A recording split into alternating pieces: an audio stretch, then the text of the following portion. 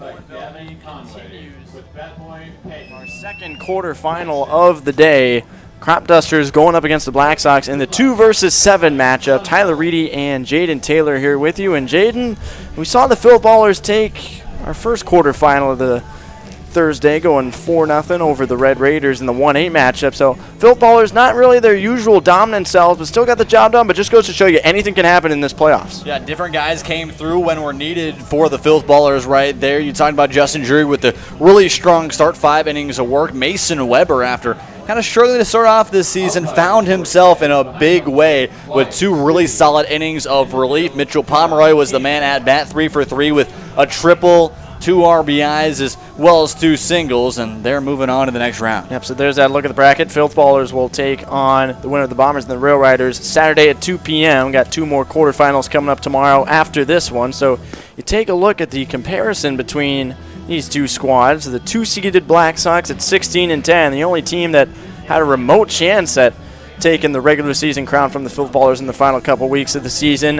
However, they do rank about middle of the pack despite their second best record, middle of the pack in most statistics. Then the Cropdusters, 8 and 20. They've been off and on this year. They've had a couple nice weeks, but aside from that, it's been a rough go across the board, as they'll lead off with Kate Owens as we are set to go in our second quarterfinal of the day.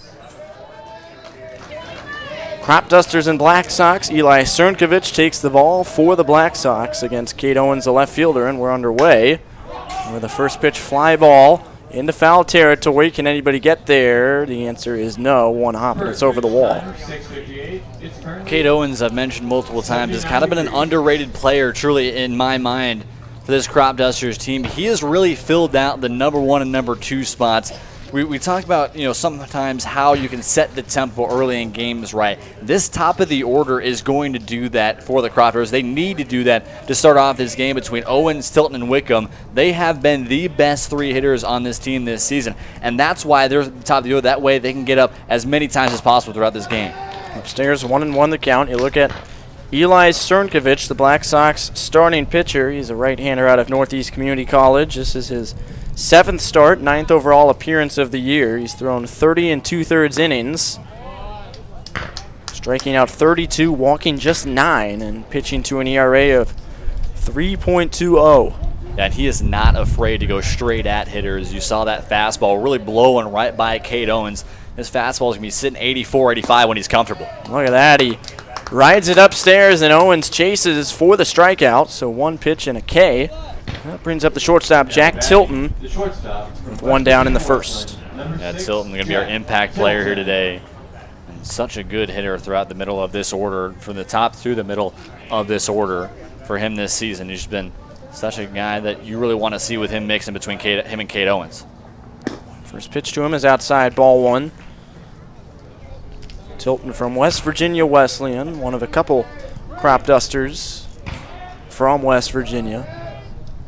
That is the 1-0 pitch, same spot, up and away, 2-0. Tilton batting average of 343, team leader in hits with 24, and team high OPS of 891. The Cropdusters don't have anybody that really stands out OPS-wise. They just have a collection of guys in the 700s, 800s. Really a team effort offensively with them. They've had a really struggling offensive season. Outside those top 3, like you mentioned, it's kind of been one guy here, one guy there. Thatcher Colesville's kind of been the only other guy out of the top 3 that's been very consistent this season, but a league worst 229 average for the team. You mentioned the OPS, just at 640, also worst as an offensive statistic so far this season.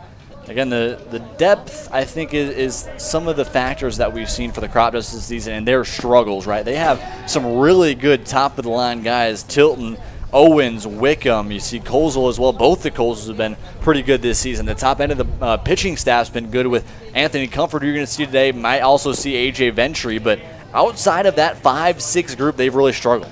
So there's a walk to Tilton. 2 strikes against him. He has a couple good takes, and now Nathan Wickham, the third baseman. Tilton has good speed over at first base, 7 stolen bases on the year.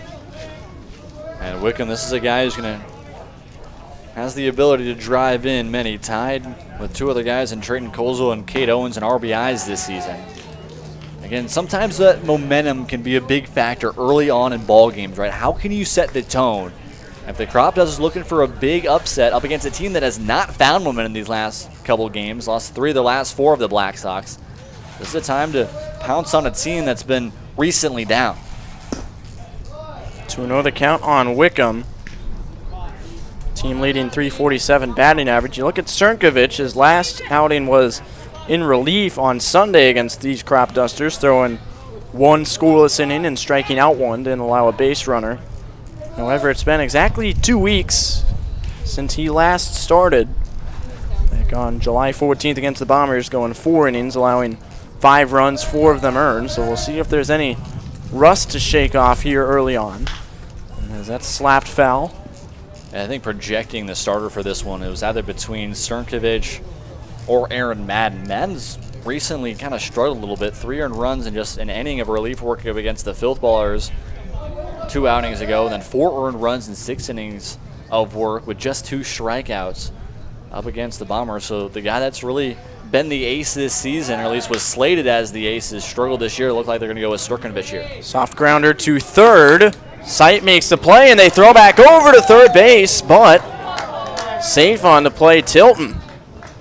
The throw beat him there as Tilton showing some aggressive base running, rounding the bag at second and headed to third on the throw to first, but tag not down in time, so game's first run potentially 90 feet away for Dakota Hogan on the ground out and advance. Even not able to get the out over there at third, a really good high IQ play right there by Peyton Blinn, understanding. And you see the third baseman Dustin Sipe coming up on that light chopper. Understand that he might be able to stretch an extra bag, so Blinn at least was there. The throw was a little bit offline, more or less. I think Blinn might have overran it a little bit as well. Dakota Hogan takes strike 1. Base hit would bring his batting average up over 300. And he takes one just upstairs.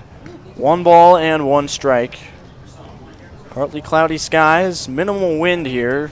Whatever wind there has been today has been blowing in from left and out toward the right field corner. 1-1 pitch in the air, center field. Shallow center. That's actually going to stay at second base, and it's caught by Fregoso for the third out. So Crnkovic strands Tilton at third, and the Cropdusters go silent in the first. Black Sox coming to the plate when we return on the Corn Belt League Network.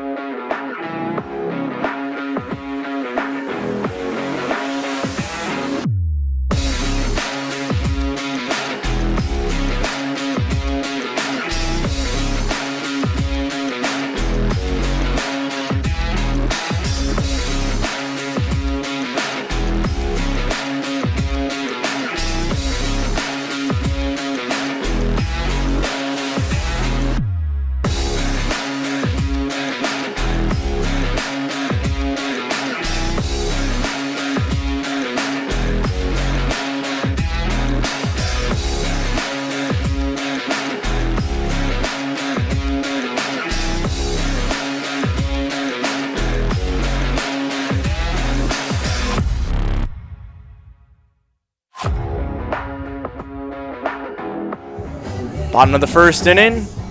Corn Belt League Postseason quarterfinals here at JJ Isaacson Field. The number 2 seeded Black Sox coming to bat against the 7-seeded Cropdusters, and we'll see Anthony Comfort on the mound for the Cropdusters, and he's the closest thing we'll see to Shohei Ohtani in this league with the effectiveness at the plate and on the mound. He's belted a home run this year and hitting .229, but we'll focus on his work on the mound this season.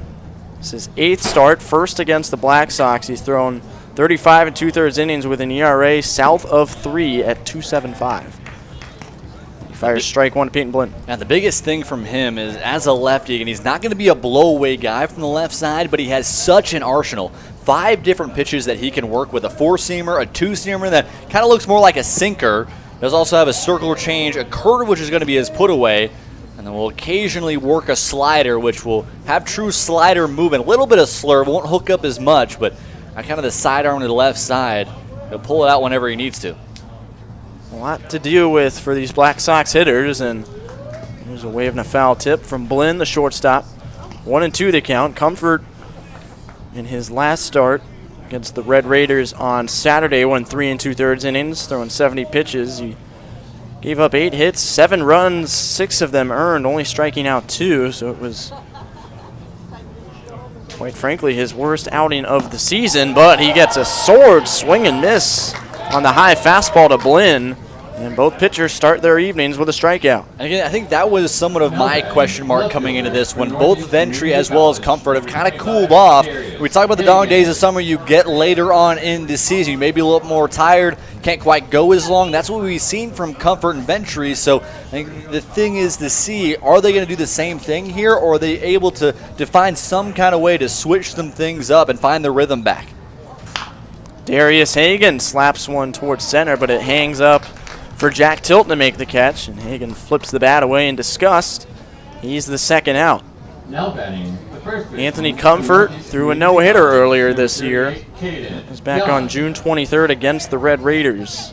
He walked 5, but struck out 9, gave up 2 unearned runs, and it took 109 pitches to go 7 innings and finish off the no-no, so he has a very high ceiling and potential out there.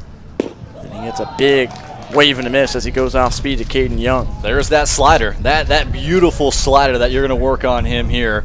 Again, a lot of people might think, hey, why are you going 2 lefties? 2 out of 3 of your first guys are lefties. Why do you switch that up going up against the lefty? And the biggest thing that we see from Comfort is his ability actually to work pretty well up against righties. He has that backdoor curveball to Reidy, which is dirty. You will see it out of the hand really about midway into the lefty's batter's box, and then will somehow just fall off a table right at the end and clip the corner. You see there it it right is. there. There's this that time curve. to a lefty.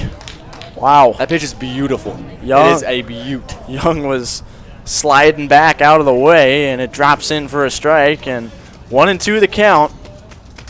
You talk about junk ball lefties, and I'm not sure if it's quite what Comfort truly is as a whole, but that's what he's able to do. Fell back, and you talk about this being a 2-7 matchup on paper. It doesn't look like Cropdusters would have much of a chance, but it's almost a 50-50 shot when you got Comfort out there, isn't it? Gives you such a better chance to stay in the game, potentially steal one. Yeah, the problem for the Cropdusters hasn't been their top 2 guys. It's just outside of that. Where can they get consistency? Outside of their guys in Comfort, as well as AJ Ventry and Thatcher Potsi, their bullpen has a 7.17 ERA outside of those 3 guys. Going to need Comfort to go a long way today. Let's see if he can finish off Young. Not yet. Good battle here. Yeah, talking to Coach Jared Jones, the next guy that would be up is going to be Ventry. Hopefully they find a way to win this one and move on to the next round, and that's when Ventry would go on to the semifinals, either up against the Royal Blue Dogs or the Haymakers. But if needed, Ventry is the next guy. Another 2-2 pitch. Young fouls another one back. Comfort trying to find that put-away stuff, but just not there yet. But that's a really good pitch right there. I like the way he established that on the 2-2, right? You go fastball, 4-seamer outside. Now you don't whip as much, right? You didn't see the whip as much coming on the back end. That's that 2-seam that's going to really run into lefties. Ooh, doesn't get the call. Some sounds of disgust from the crowd here. Got another good crowd on hand for this quarterfinal matchup, as it's now 3-2 on Young. I'm keeping my mouth closed on that, especially as a pitcher. I'm keeping my mouth closed on that. Let's see if Comfort can finish him off now. Looks like he'll do it on a ball in play if someone can get there. Indeed, the left fielder Owens rounds out a 1-2-3 first inning for Anthony Comfort. Strong start for the starting pitchers as we take it to the second. Scoreless at JJ Isaacson Field.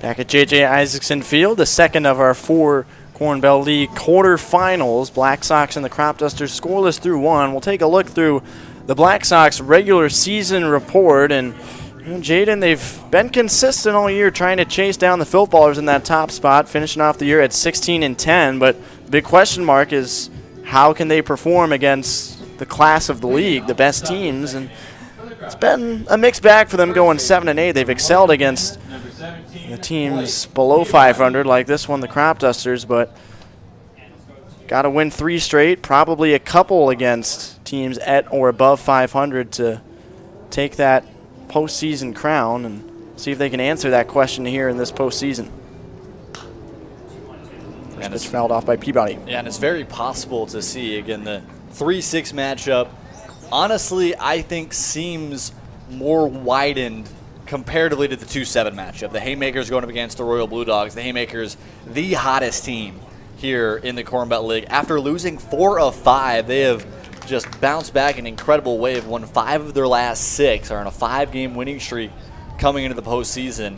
And I've said it multiple times, I think if there is a single team that has the ability to really go up against the Filth Ballers this season, the team to beat really since day one, it will be the Haymakers. That pitching depth is really the thing I like. I know myself as a pitcher, it's easy to be more excited at the hitting rather than at the pitching rather than the hitting, but that's just something that is becoming more and more of a luxury, especially in this league. Just you can have 1 or 2 really good guys, but when you can get 4, 5, 6 quality pitchers that give you really good innings anytime they're out there, that's when you can be a really dangerous team.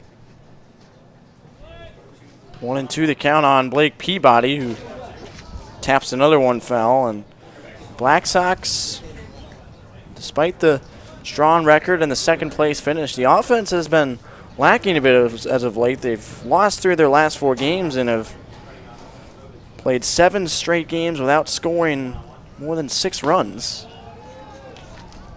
In those games they have gone 4-3 with help of that pitching you talked about, but got to try and find a way to get that offense going, but it won't get any easier tonight with Comfort on the bump.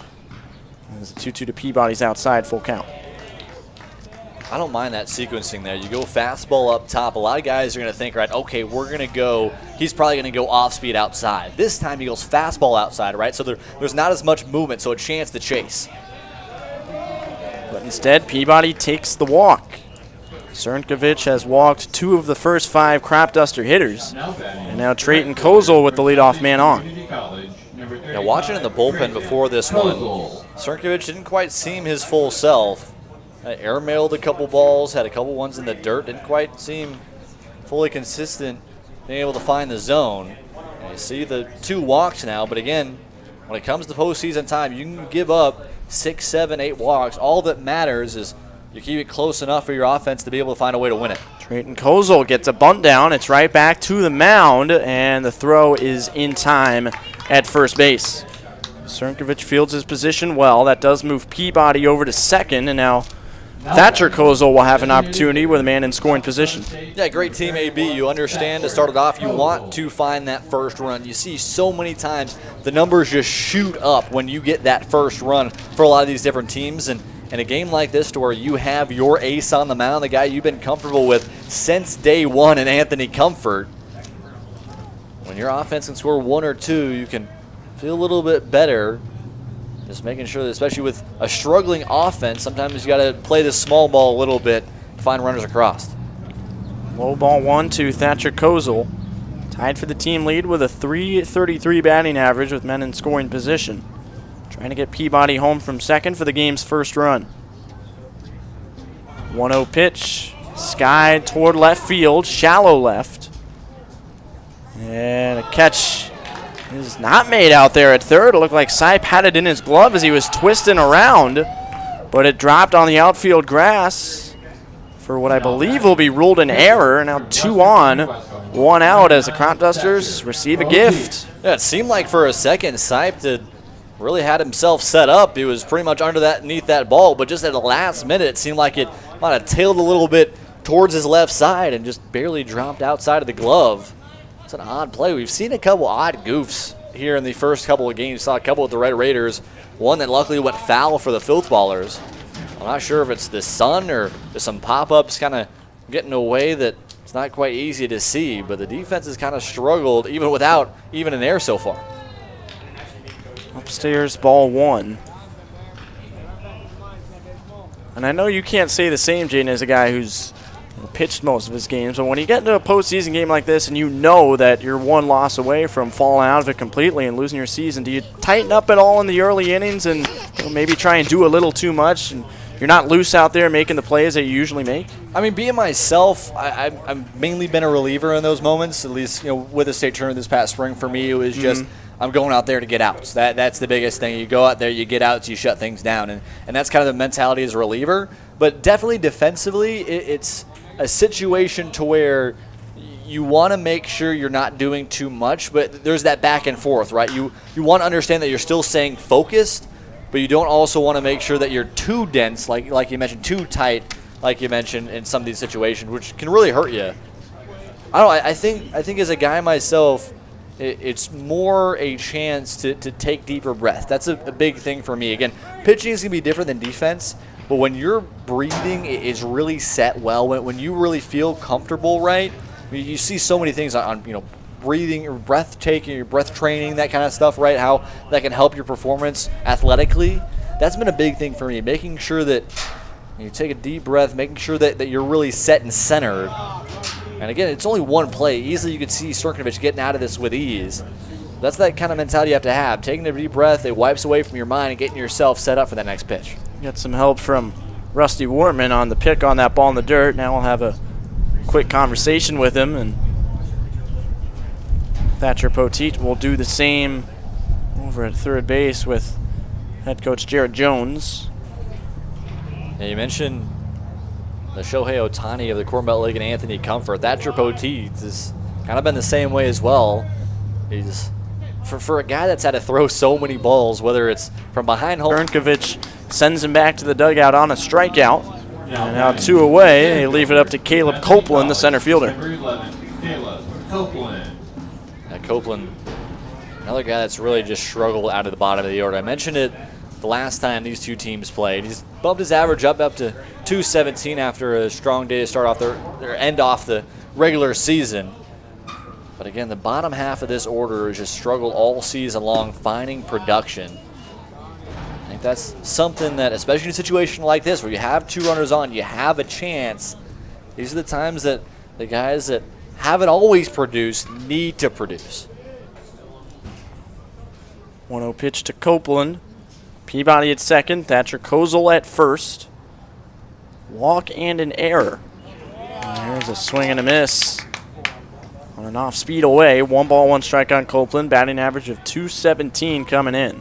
I like the way Crnkovic has been able to battle here. You got 2 runners on. It's really easy. Like you mentioned, it tense up in these moments, right? You don't want to give up that first run. You don't want to give up a chance for a guy like Anthony Comfort on the mound. He is still attacked with that fastball. Back-to-back-to-back fastballs right there.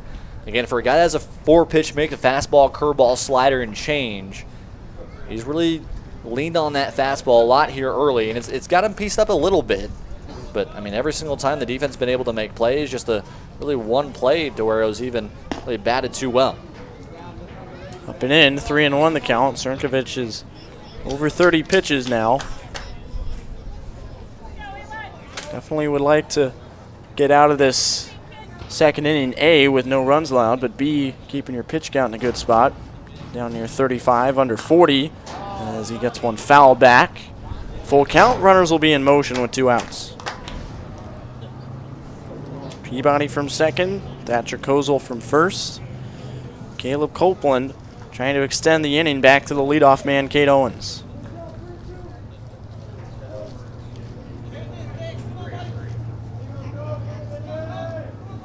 Crnkovic ready.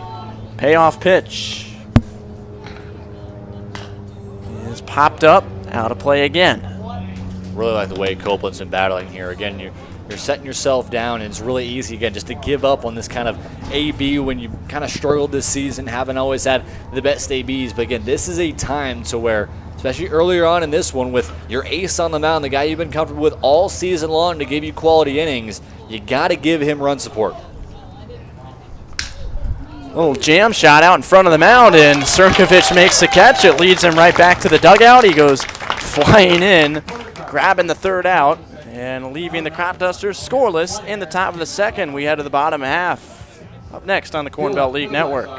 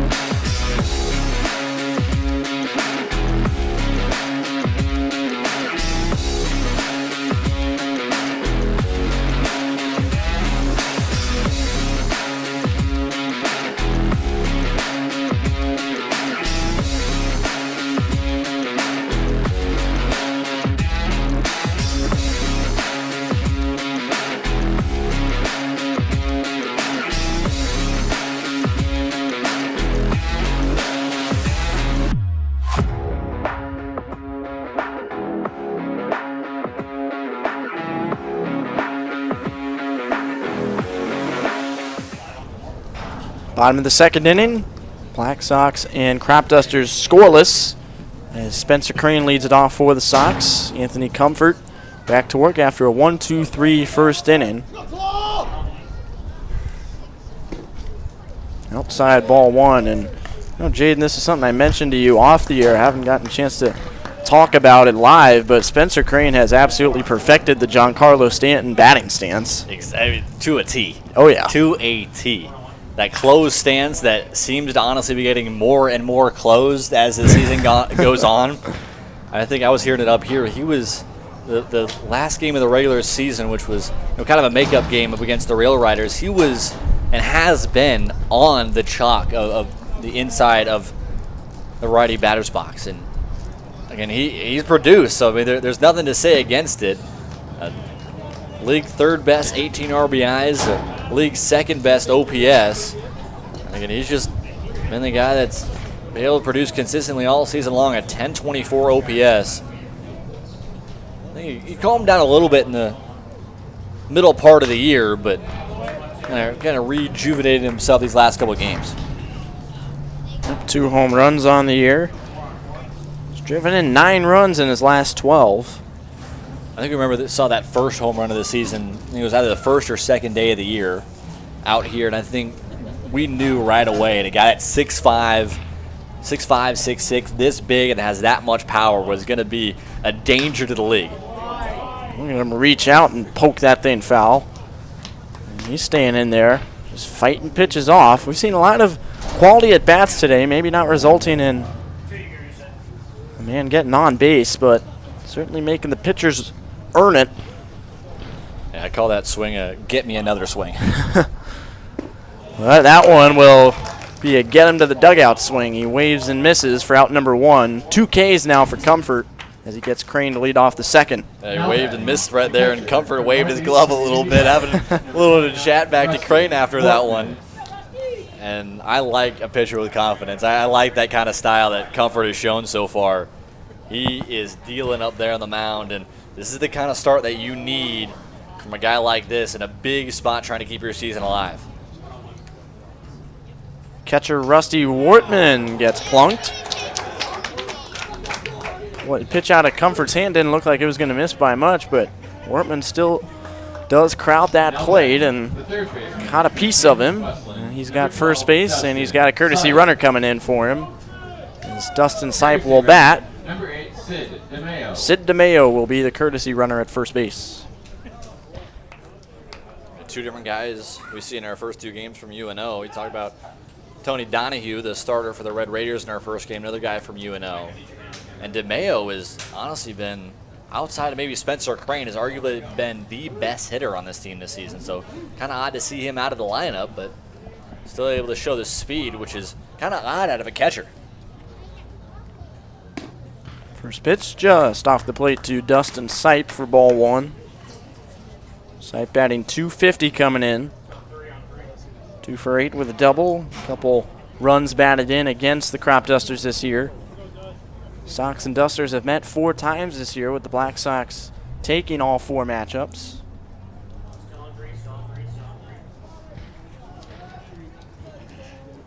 One-oh pitch to Sipe. He's up and away. 2 balls, no strikes. Sipe the 6th hitter in this order. He'll be followed by Larkin, Zwiener, and Fragoso to round things out.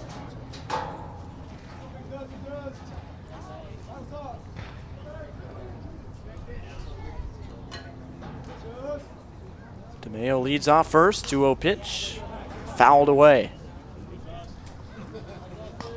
I think we'll see if Sipe can try to put one maybe over the head of Dakota Hogan. He's actually been a pretty consistent guy at putting the ball the other way. His spray chart's been more to right center than anywhere else this season. So for a guy like Anthony Comfort, who has established so much on the outer half with that curveball, that slide, and that fastball mix that he's shown, at least so far, we try to allow a ball to travel and find a barrel.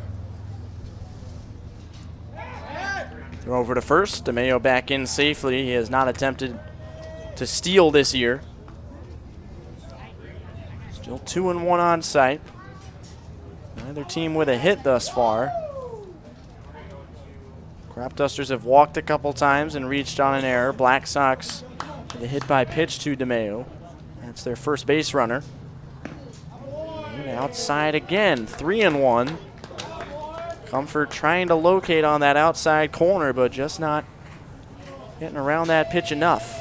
I think a theme that I've seen when Comfort has struggled to be able to find the zone, sometimes you see that fastball motion as a lefty, it just kind of whips around, right? It's a long motion whipping around at the end with that wrist. Sometimes he'll get a little bit lazy to an extent and kind of fall off a little bit early. That one over the plate and popped out of play. And I like that adjustment right there, right? I'm not quite sure if you fully see it with our shots, but rather than fully whipping around, right, of how he's kind of done these last couple pitches that he's missed on the outside, he kind of jocked his right shoulder up a little bit. But rather than feeling a straight arm the full way around, jocked up his right shoulder a little bit, kind of reached back into his shoulder a little bit and worked a really good pitch over the zone. See how he looks on 3-2. Runner takes off, and the pitch is low and through the legs to Poteet. It's ball 4. And no chance for DeMayo to take third. So 2 on, 1 out for Stephen Larkin, and some uncharacteristic struggles for Anthony Comfort in the second. He'll have to work out of some trouble with the 7-hitting center fielder coming up. That's a big spot here for the Black Sox right now, and you could hear them. They are loud out there in their dugout. This is a point to where they really want to do some damage. They really could here with 2 runners in scoring position. Comfort not quite feeling himself in this second inning after that first strikeout. And the first 4 batters seemed great. I mean, you go through the top of this order, 2 strikeouts, a couple of weak pot flies, and after this, kind of some struggling finding in the zone too much. Strike 1 on the outside to Larkin. Black Sox are a confident bunch. Even though they couldn't catch up to the filth ballers, they are just fine with number 2. They feel like they have as good a chance as anybody here in this postseason. Comfort brings the 0-1, and it's cut on and miss. Going up and away, Larkin couldn't get to it, and it's 0-2. Yeah, we talked about it with Donahoe, in that first game for the Red Raiders of how much he established that outside fastball and how as a hitter you got to be able to adjust to put it the other way. Comfort's the same way. His fastball and curveball on the outer half has been so good. See if we go curveball here. We talked about it. I think the biggest thing that I saw in film coming into this game for Comfort is that backdoor curveball to righties. It is a beautiful pitch when he can really locate it. Larkin had a nasty slump to end the regular season, going 1 for 21. Let's see if he can get jump-started out of it. Fouls it back, still 0-2. Just lowered his batting average down to 140, but still plenty of speed. A regular center fielder for the Black Sox. DeMayo at second, Sipe at first. 0-2 the count.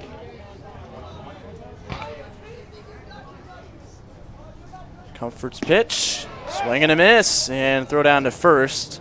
Peabody was not covering, but it is strikeout number 3 for Anthony Comfort as Larkin goes back to the dugout. A really good thought right there from Thatcher Poteet, trying to get the runner and Dustin Sipe catched off a little bit between first and second. If Peabody was there, I think that would have been a close enough play to almost get him. But I'm not quite sure. There might have been some miscommunication there. A lot of times catchers will give some kind of side call, either brush the dirt a little bit or go off on the side a little bit or motion to their first baseman. But there's a little bit of miscommunication as Peabody wasn't able to get over. Strike 1 to the DH, Brandon Zwiener. There's that backdoor off speed. Zwiener batting 8th. Been one of the better hitters of this Black Sox ball club. 327 average coming in. As Comfort tries to find the back door again, but the call not made by the home plate umpire. 1-1.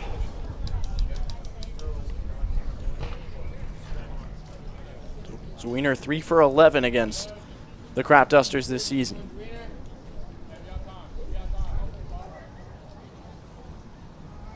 One pitch on the ground, left side. Wickham takes it to the bag at third. And we are scoreless through 2. Comfort and Cernkovich going toe-to-toe. Black Sox and Cropdusters headed to the 3rd on the Corn Belt League Network.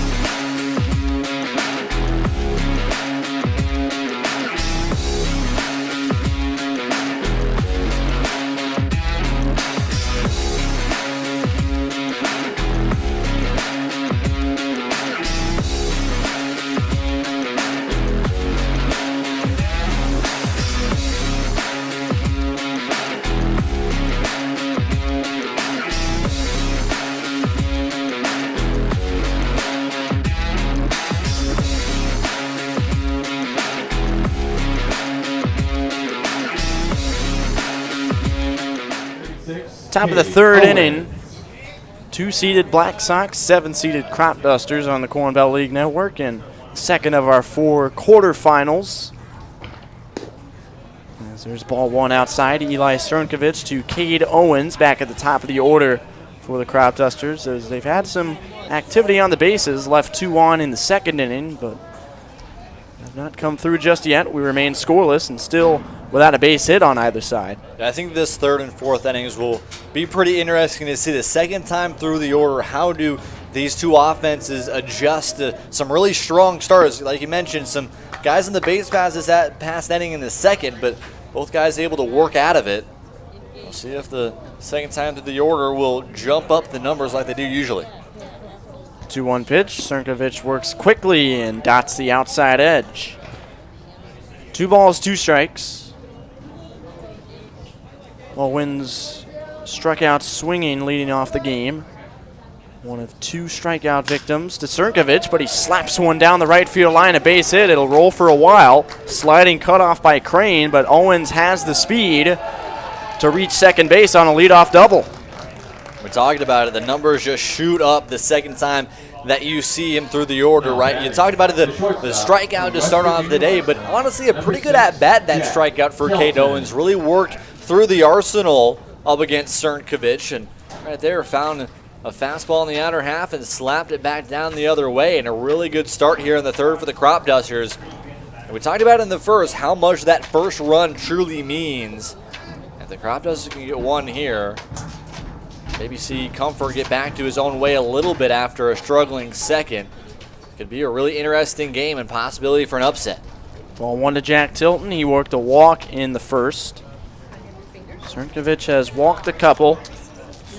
And the double to Owens, the first hit he's allowed.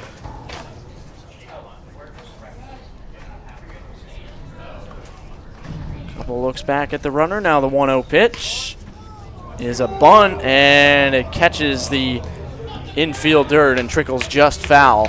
Couldn't have placed it much better than that. Just got a bit unfortunate with it reaching off the infield grass. Seymour Smith overall is just a beautiful ballpark, but the only thing that probably for the OCD in me, myself, that bugs me is how close the grass is, the infield lip towards both the lines. I did notice that. Yeah, you have to really either put it exactly down on the line or you have to keep it on the grass. Really, you cannot keep it on that lip, and if you do, it's going to taper off like it did there on that bunt.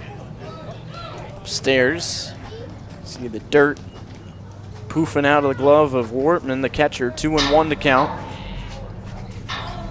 Jack Tilton, the shortstop. Team leader in hard hit balls. 25 of them.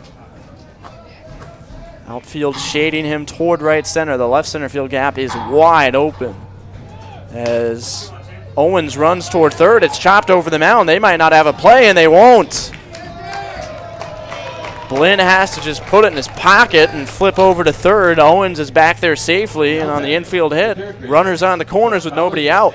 I couldn't quite tell if that was actually a designed hit and run play or what, but Tilton just honestly more looked like he cricketed that ball. I mean, the launch angle was good if he could get under it, but it really just seemed like he just chopped it right over to short. And maybe some defensive chaos in a sense. A runner now in scoring position. A really good chance here for, again, like we mentioned, the Cropdusters. This is a time put more pressure on this Black Sox team who has struggled as of recent.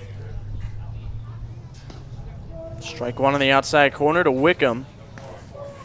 Nathan Wickham grounded out to third in the first inning. Sternkovich again in some trouble. He stranded 2 in the second and stranded Jack Tilton at third in the first. He's been getting out of trouble all night, but this is his toughest challenge yet. As it's bounced foul down the third base line, and 0-2. Love to pick up a strikeout here against Wickham and create the possibility of an inning-ending double play with Dakota Hogan due up. Nothing in 2 the count. Owens at third, Tilton at first, both with good speed. As it's upstairs, 1 ball and 2 strikes.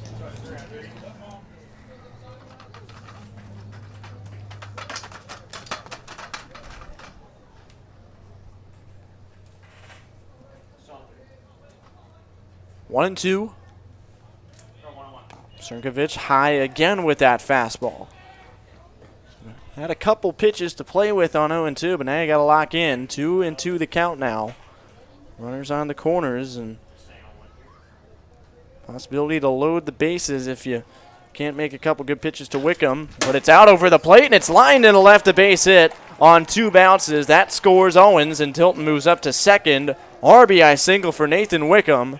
1-0 Cropdusters. Good things happen when you put the ball in play. A really good at-bat right there by Nathan Wickham. Wasn't fooled on chasing on a couple of pitches. Found the ball he wanted on the 2-2 count. And just got inside the 5-6 hole. A big piece right here. And still nobody out. So a chance for the Cropdusters to add on even more. Wickham takes the solo team lead with his 12th RBI of the year. Now Dakota Hogan gets a bunt down. It's back to the mound. Throw to third is into left. That will score another run, and Crnkovic trying to force the issue and get the lead runner. Makes a mistake. His throwing error plates a second run as Tilton comes in. The speed and the small ball have been an emphasis all season long, talking to Coach Jared Jones. He's wanted to be able to work in with his offense decently struggling. He's wanted to be the one to find any way to bring a run in, and that's the way to do it. You bring down a bunt, really only just trying to move the runners over, but Crnkovic kind of gets a little too risky and throws in the left field.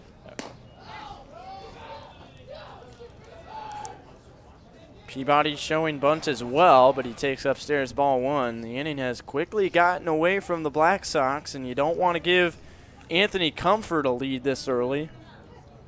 The way he can pitch. Here we go. The number 2 seed in the Corn Belt League in some jeopardy. As there's a strike. 1-1 to Peabody. Wickham at second. Hogan at first. The inning started with a Kate Owens double to right field. Then Jack Tilton singled on the infield, followed by an RBI single by Wickham. As there's another bunt, but it's caught on the fly. As more than halfway down the line at first, Caden Young, and that's out number 1 as Peabody could not get it down. And a pitch like that, right, a high fastball, really good job right there by Crnkovic, understanding that they're trying to get a bunt down. Why not get him to try to chase up top and either get under it and pop it up? I think Peabody was honestly thinking too much about actually hitting that ball more or less than bunting it. Put too much on that ball rather than dropping it down. A lot of times on those high fastballs, you really want to get as on top as you can just to drop it straight down. And Trayton Kozel lines out softly to short, and they turn it into a double play. Blinda Fregoso to cut off Wickham at second. And the Black Sox get out of it, which is 2 runs allowed. However, the Cropdusters draw first blood in this quarterfinal matchup. They lead 2-0 as we go to the bottom of the 3rd.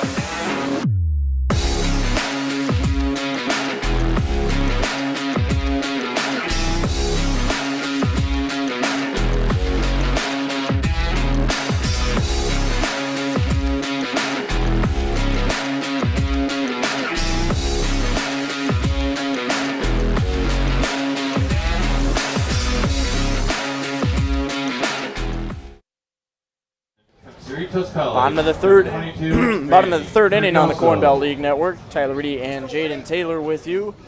Upset watch here at JJ Isaacson Field. The 7-seeded Cropdusters lead the Black Sox 2-0. And now the Black Sox working against Cropduster ace Anthony Comfort will try and get things going offensively. They're yet to pick up a hit.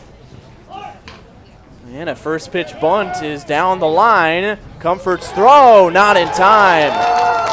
Manny Fregoso, the 9-hitter, dives into first base with a bunt single to get things started. Might only been 2 innings with the bunt single right there, but might have only been 2 innings with the no-hitter. But definitely an odd way to break it up, to say the least. I know there's some feelings on that either way, but offense is offense. In a do-or-die situation like this, that's still a way to get a runner on, and maybe some more pressure putting on Comfort here after a lot of pressure put on this past inning after that hit by pitch and a walk. But good job by Comfort to rear back and get 2 strikeouts. Baseball ended up on the right center field warning track. Doubt anybody would be this upset about bunt to break up a no-hitter, especially this early in the third. Black Sox have had base runners. They've walked once and been hit by a pitch. Couldn't do anything with it, as now the throw to first on a pickoff is all the way to the wall. Fregoso could go to third on this. Cropdusters are screaming for interference of some sort. Or no, the ball is underneath the fence, it looked like. Fregoso touches home. And what is the ruling? The second base umpire will walk in that direction. The ball went in the tarp.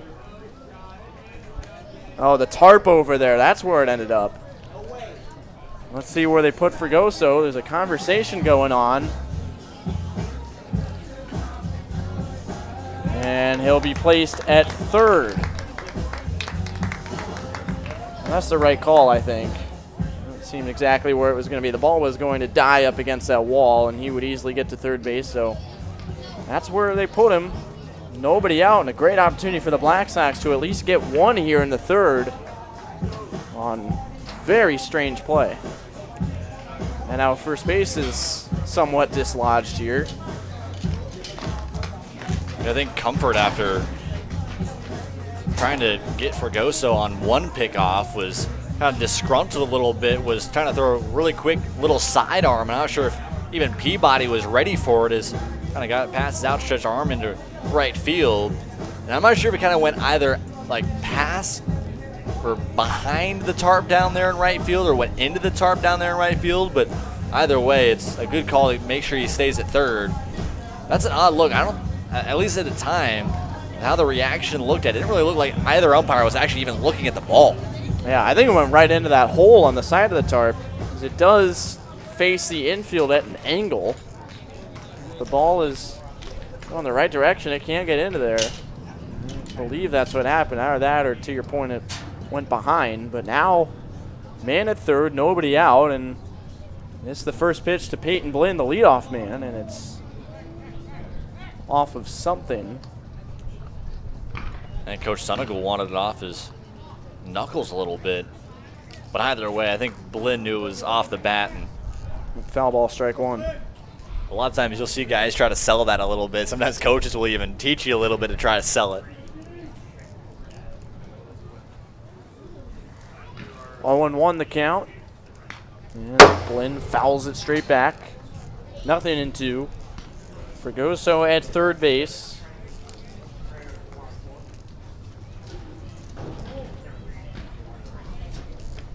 Cropdusters struck for 2 in the top of the third. Black Sox, though, with an opportunity to answer immediately. Fregoso a bunt single to lead off the inning, and that is looped towards second and caught out there by Dakota Hogan. The infield was in, but still time to make the catch. I thought that one was just barely going to drop past him. And talking about just a way to throw the hands right there for Peyton Blinn. Honestly, it seemed like he was about to throw the bat at the ball, as that one was way outside the zone, but he chased at it a little bit, but still found a little bit of barrel for it to float over to second. And now maybe if you're Comfort, going up against Hagan, who you had to pop out last time, either try to get yourself one yourself or maybe find another piece of weak contact. Got to make sure, I think you got to keep it in the infield here. Anything in the outfield, the speedy Manny Fregoso would likely bring him in. and away, ball one. Hagen lined out to short in that first inning. It was a 1-2-3 inning for Comfort, but then he hit a man and walked a man in the second, but got out of it with 2 on, 1 out. The pitch is pulled down the left field line. That is fair to score the run. And Hagen is headed for second base. He will get in there with an RBI double. And the Black Sox respond with one in the bottom of the third. Hagen plates Fregoso to make it 2-1. That's why Darius Hagen was our impact player coming into this one. The ability for him to hit in big moments. We talked about Brendan Anderson in our first game of how he was able to hit so many different times, 14 RBIs with 2 outs and runners in scoring position. And Hagen has been the guy as of recent. Mainly a pitcher at a Northeast Community College. Took his high school days actually here in Omaha at Omaha North. But again, a guy that just has a really consistent swing through the zone. A lot of hitting coaches will tell you, again, how long can you keep the barrel of the bat through the zone? And that's what you've seen so much from Hagen. He's not a guy that's going to blow by, find a way to get into gaps a lot of times, and like you'll see with a guy like Spencer Crane, but he is a guy to find barrels and uses speed to find extra base hits. Now ball 1 to Caden Young with the tying run in scoring position. And this is something we saw the Black Sox do when we had them on the network for the Filtballers title clinching game last Tuesday. They went down 3-1, and immediately after Brendan Anderson homered to give the Filtballers a 2-run lead, the Black Sox got 2 right back in the top of the 6th to tie the game. So they are an offense that can come from behind and do so in a hurry. And that one lined back towards center field, but it is flagged down at short. High throw, and the foot not down for Peabody. Tilton had a long throw from behind second base and just misfired enough for Young to reach. Yeah, I think Jones is going to come out and talk to the base umpire here. I thought, I'll be honest, it was going to be a close play, but from my angle, it looked like Peabody got his foot back down in time. It was either a close play either way, but that's an odd play over there across the middle. Just barely kind of an off throw by Jack Tilton, who had to kind of see the ball a different way as Hagen was trying to retreat back. And they're going to talk here. I mean, the home plate umpire is going to have the best vantage point in that, because he's right behind it, being able to see when the foot gets down versus when the other foot gets on. Yeah, they'll keep it safe. So 2 on, 1 out. And 2 errors in the inning for the Cropdusters. Both teams have now made 2 defensive errors. The Black Sox have a chance to tie it and maybe do a little more with runners at first and second, 1 out, trailing by a run. Spencer Crane at the dish. This is the guy to do it, the RBI leader on the team, and a big spot here. And not only can you find a way to tie this one with 1 swing, you could find a way to even take the lead if Crane can get a hold of one. Crane struck out swinging to lead off the second. And Comfort steps off. Both pitchers have had things get away from them a bit here in the third. Sternkovich ended up having to face 6 in his third inning. And this is grounded left side, through for a hit. Windmill on at third, and Hagen will score as the throw is cut off. Spencer Crane ties it with a single, and the Black Sox even it at 2 immediately in the third. Those are those kind of big clutch hits that you need in moments like this. Do or die type of game. And we talked about in the first game with the Red Raiders, a couple big opportunities from them wasted. But now here are both chances for the Cropdusters and the Black Sox. They've been able to come through. Now it's about time for Comfort to be able to find a way to adjust here, right? You're seeing, again, the heart of this Black Sox order with just 1 out. You got to make sure you keep this a 2-2 ball game headed into the 4th. And the woes continue for Anthony Comfort. We talked about him having his toughest start of the season Saturday against the Red Raiders when he gave up 7 runs in 3 2/3 innings. And Here we go again. Anything but smooth sailing in the third as he's Now batting. allowed 2 Catcher runs. For Northeast Community College, number 29, Rusty. And you're talking about that game against the Red Raiders, which is really odd, right? You go up against a team, throw a no-hitter against them, and then 3 weeks later you struggle like that. So I'm not quite sure what's with Comfort here. We mentioned that game, both the lowest first pitch strike percentage and regular strike percentage of the entire season from him. Also was the second highest hard hit contact ratio in that game up against the Red Raiders, which is truly a pretty struggling offense. The second worst offense going average-wise this season, but Comfort just, I don't know, just not quite finding his normal same rhythm. We saw that in the first really inning and the third. Felt really good, but past that he struggled. 2-0 pitch to Rusty Wortman, fouled away 2-1. If you're just joining us, this is the second quarterfinal matchup of the day. First one was the 1 versus 8, Filth Ballers and Red Raiders, respectively. Filth Ballers took it 4-0. They move on to the semifinals Saturday. And this is on the other side of the bracket. Cropdusters and Black Sox, as it's now 3-1 on Rusty Wortman, who was hit by a pitch in the second. And I think we're talking about, again, you mentioned the 1-8 matchup, 2-7 matchup both being here today, 3-6 and 4-5 tomorrow. You know, is there any talk about, again, maybe some kind of disadvantages to those 4-5 and 3-6 teams not being able to have the same rest that these teams will have here today? Now batting, the third baseman from Kansas Westland, number 12, So a walk Sipe. to Rusty Wortman, and Sid DeMayo will courtesy run for him again. And Dustin Sipe is coming up with the bases loaded. And Number 8, Sid DeMayo. I mean, it's impossible to put a metric on this, but if this game ends up being a back and forth lawn affair, maybe even extra innings, I mean, that could easily balance out the rest, at least on this side of the bracket, and turn 2 days rest into something closer to 1.5 if this is a barn burner. It's certainly shaping up to be competitive as it gets through these first 3 innings. Sipe fouls it back. Comfort ahead at 0-2, and he needs an out right here. And he needs to get one himself right here with bases loaded. AJ Ventry at least going out to the bullpen to get stretched, but with a situation like this, I really think this is Comfort's inning. That one skips toward the first base side, but not far enough away from Poteet. Now 1 ball and 2 strikes. Young at third, Crane at second, DeMayo at first. 3 base hits in the inning, a single, an RBI double, and an RBI single, in tandem with an error and a walk. A couple errors for the Cropdusters here in the third. 1-2 pitch to Sipe. Outside, it was never close. The count evens at 2-2.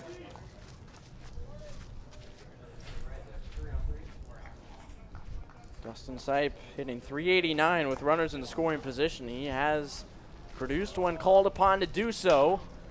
As he lifts this one right side, that is foul. And it remains 2-2.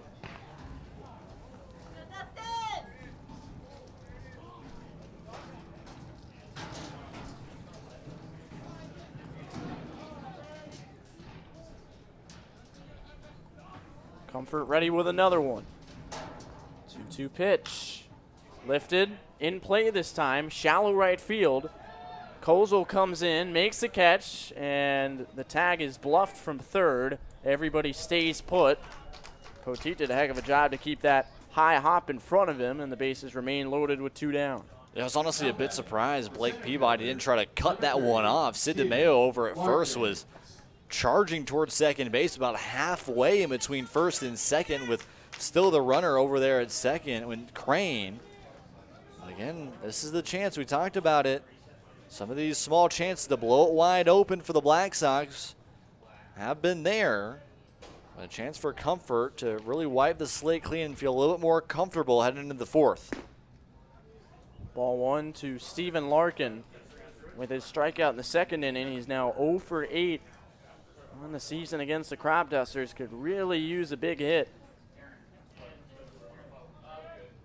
Comfort, on the other hand, looking to preserve the tie. And he gets a swinging strike. 1-1 the count. Young, Crane, DeMayo, the base runners from third to first. 1-1 pitch. Showing bunt, and he taps it back foul.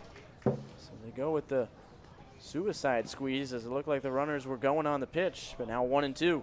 I haven't seen that in a while. No, me neither, especially with the bases juiced. Usually, And it's only the third? Yeah. And Larkins does have the speed, and runner at third had a pretty good jump as well, but man, that's an odd play to look at. Comfort gets back on the mound, ready with the 1-2. Trying to limit the damage. Bunt shown again, but it's foul again, and that's an out. Wow, what a weird call that is. They, in effect, take the bat out of Larkin's hands, and he strikes out on a bunt with the bases loaded, and we take a tie game to the fourth. Black Sox with a 2 spot in the third, and it's game on at JJ Isaacson Field.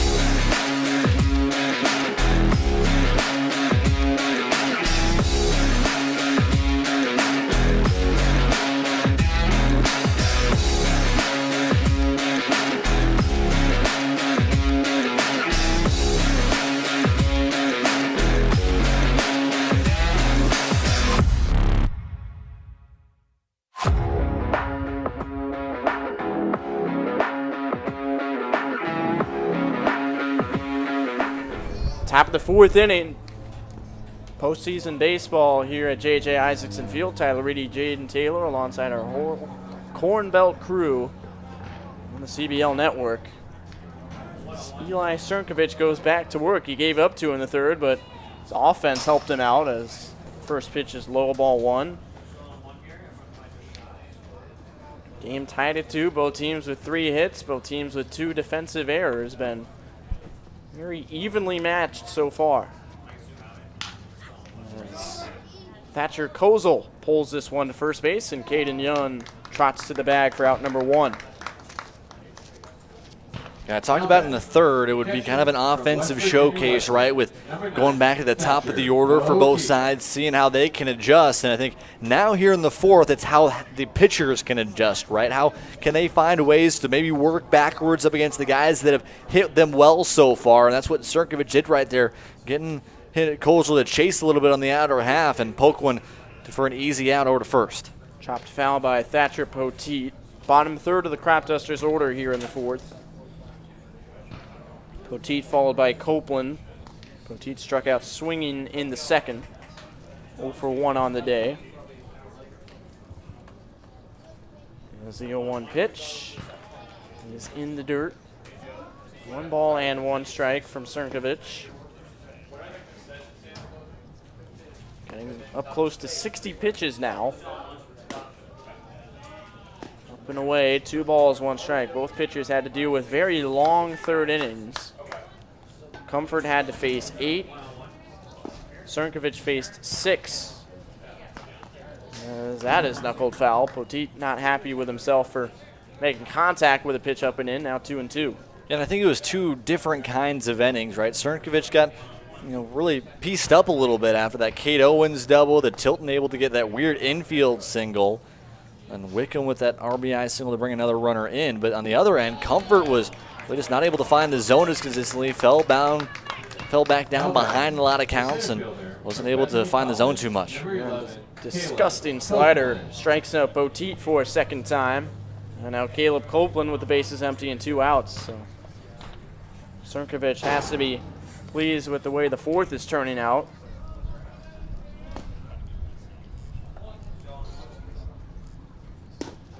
Fires upstairs, ball 1. Nothing a pitcher loves more than a good shutdown inning after your offense gets things going on the other half. Puts a little more pressure on Comfort specifically. Doesn't have too much time to sit down, get yourself reset right after just about 5 or 6 minutes. You got to go right back up there, find adjustments quickly. There's good and bad to that, right? You don't think too much about the first AB, but you also are kind of set yourself in a situation where you got to find adjustment quickly. Boy, that was buzzing the tower of Copeland that time. 3-0, way up and in. Srnkovic, after making quick work of Kozel and Poteet, is having some issues with the 9-hitter. Now he's ready with the 3-0. And that one misses. A 4-pitch walk. Third walk issued by Srnkovic, and that brings up the top of the order, Cade Owens. top of the order. And right as I say of how good Srnkovic has been able to find the zone, struggles there in 4 straight pitches. That's kind of odd to me, right? You go up against the 9-hole hitter, but you're trying to continually kind of nibble on the outer half, misses way inside on 2 different pitches. It's really odd to see. I'm not sure if things are just getting away a little bit on that at bat, but especially up against the 9-hole, that's a time to where you want to be attacking the whole time, but it didn't really seem like Srnkovic was able to do too well. So here is Owens, 1 for 2 with a double strikeout and a run scored. He scored the game's first run in the top of the third, leading off the inning. As there's a back pick throw to first, but Copeland back in time. So pitch was inside, ball 1.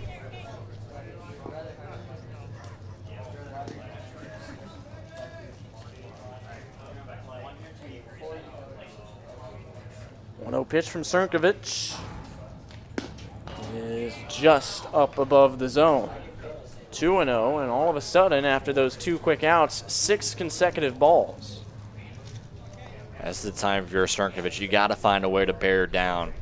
And a guy that's pieced you up a little bit well here, got to find the zone.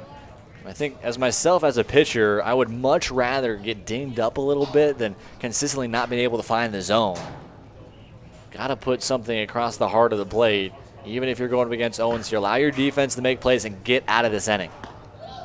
Upstairs, another 4-pitch walk, back-to-back. And right on cue, the Black Sox are sending a man out to that bullpen. It is Rylan Wallingford. Now, Wallingford was actually at least up and throwing since the first pitch of the ball game. He went out there for that first inning, dropped back down, and went back to the dugout for a little bit, and now back out once again. We'll see what Wallingford, again, kind of how Coach Tunnegall wants to work this bullpen. We've seen Wallingford and P.J. Nagy mainly been the 2 guys out of the bullpen. We'll see if they go Wallingford. Brandon Krebs is another guy that might be available. Again, with a day off, if they do win here today, we'll see again the pitching situation, right? You don't always want to go to your ace when you might not feel that you have a situation here and not be able to use them down the road. And it looks like Krebs is going up and getting ready as well. There's 6 Black Sox players walking in the general area of the bullpen out there. A couple catchers and 2 pitchers as well starting to throw as it's 0-1 on Jack Tilton. He has reached both times, once on a walk, again on a single in the third, also scored a run in that third inning.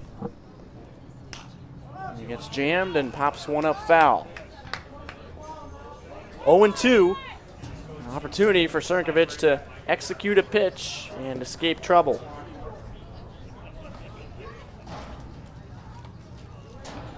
Got a good look at him there. Ready to go at the 0-2. On the way and got him with the strikeout. High heat. Tilton couldn't catch up to it. And Srnkovic out of the jam in the 4th. We remain tied going to the bottom of the 4th inning here on the Corn Belt League Network. Wiener.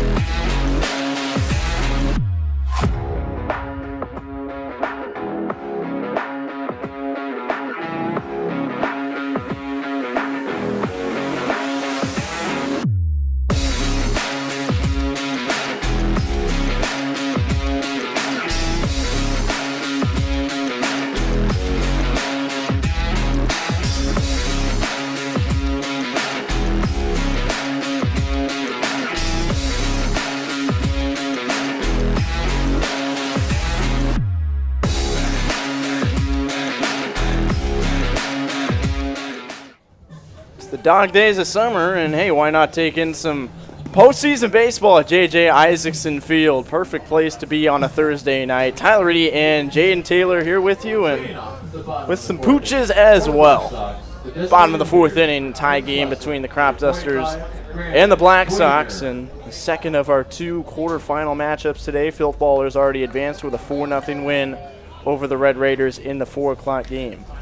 That's my favorite intro every single time you commentate, Tyler. The dogs? Every single time we do a Tuesday night broadcast is always a dog. Well, I mean, our producer, directors know all about this. When there is a dog in the crowd, I am begging them to get me a shot of it. Because, I mean, why not give the dog some love? That's fouled off. Oh, dogs are better than cats. Oh, you got that right. 100%. Got that right. I disagree with anybody else. I don't understand. I don't get a singular point that cats are better than dogs. No. I mean, I couldn't even think of what the points are right now. I mean, it's definitely not more love there.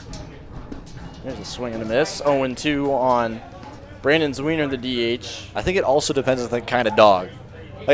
For me, I can't do the little tiny dogs. Yes, yeah, I can't do that. With you. I can't do that. I can't do those little yippy things. Yeah. I gotta have like a medium to bigger size dog. Yes, Maddox. Yippy. You see those like little yippy things? Because they like. I want to say. That'd be a great baseball nickname. Yippies. Yippy. Be an Alaskan team or something, just some random name. Well, I'm talking about a nickname for a player. For a player? Yeah, I was thinking a team. I feel like that'd be something from like the 1930s. Yippee. I don't know. 1-2 the count on Brandon Zwiener. Yippee Gibbs. Yippee Lopez. I like that. 1-2 pitch. One inside. Zwiener thought about going around, but he pulls back. 2-2. Okay, we saw this top of the inning for Srnkovic, a really good job to work out of some trouble and find his way to a pretty consistent inning. This is a time now for comfort, right? Possibly his last inning or two if he struggles through this one. AJ Ventry is done out there in the bullpen. He came back after a little bit, so these next couple innings are Comfort's job to get out of it. Chopped off the glove of Comfort, and a great dig out at first by Peabody. Tilton had to make a tough play after the ball was deflected. His throw was low, and Peabody helps him out at first base for out number 1. Talk about a beautiful glove right there from Jack Tilton, right? The spin's going to be different, right? You're coming onto that ball straight up as it's coming towards you, but it jumps off a little bit off the glove of Comfort, and you have to adjust a little bit to make that play. A beautiful job on a running throw. That's what you practice a ton of in and out, right? The last throw you usually make is kind of a short chopper to you, and that's what you do before games, right? Get yourself in an athletic position to make those type of plays. If you're sitting back too much, waiting that ball to come to you, there's no way you're going to get that out. Ball 1 to Manny Fregoso. He singled and scored the first run in the third. It was a bunt single, and then he got to third on a pickoff throwing error by Comfort on a ball that went into or behind the tarp. Swing and a miss, 1-1. Boy, it feels like a lot of time has passed since that moment with the way the last couple innings have been lengthened. 2 runs in the third for each team. Yeah, I really like the way Comfort's answered back here. He knows he still has that fastball, right? A lot of times, guys, when you've been shaken up a little bit, can't quite find the zone as much. You'll try to go to your off speed a little bit, try to nibble around the corners, but we see right here, Comfort's been still attacking really well on the outer half. 2 balls, 1 strike on Fregoso. Trying to pinpoint that lower outside corner of the zone. And that time it's up and in, 3-1. Both pitchers having some issues with the 9-hitters. We saw Srnkovic walk the Cropdusters 9-hitter Caleb Copeland, and now some problems with Fregoso for Anthony Comfort. See where he goes on 3-1. Gets it fouled straight back.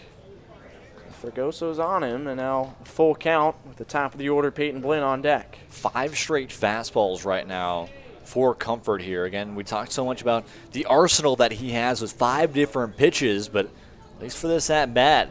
Reed Comfort can't quite find the slider or curveball as much as he's been all fastball, one pitch guy so far. And there's a walk. Third walk issued by Comfort. And it's the 9-hitter Fregoso with plenty of speed taking his place at first base. Number 14, Peyton Blinn. And that brings up Peyton Blinn, 0 for 2 with a strikeout and a lineout. And if you're Comfort here, again, lefty-lefty matchup, not quite as prolific against the lefties. That curveball hasn't quite been getting the calls that you usually see up against righties. A lot of times it's more of an inside look. He struggled to be able to find the off-speed in the zone. And for a guy like Blinn, who has struggled today but have been a very consistent top-of-the-order type of guy for the Black Sox, it's the time to find a way for him to miss. Ooh. Had him Closer leaning. play there, yeah. Fregoso dealt with a lot of pickoff throws today. Comfort again frustrated, just a little bit late with the move that time. Still yet to see a first pitch to Blinn. And now here it comes. Fregoso takes off, and it's tapped foul, 4-1. He doesn't have a stolen base attempt this season. It's weird to think about. Yeah, it's probably just because he hasn't been on base enough. If he was on more, I'm sure you'd see more of it. But 9-hitter, a guy that plays more so for his speed and defense. Just haven't seen the opportunities for it with Fregoso.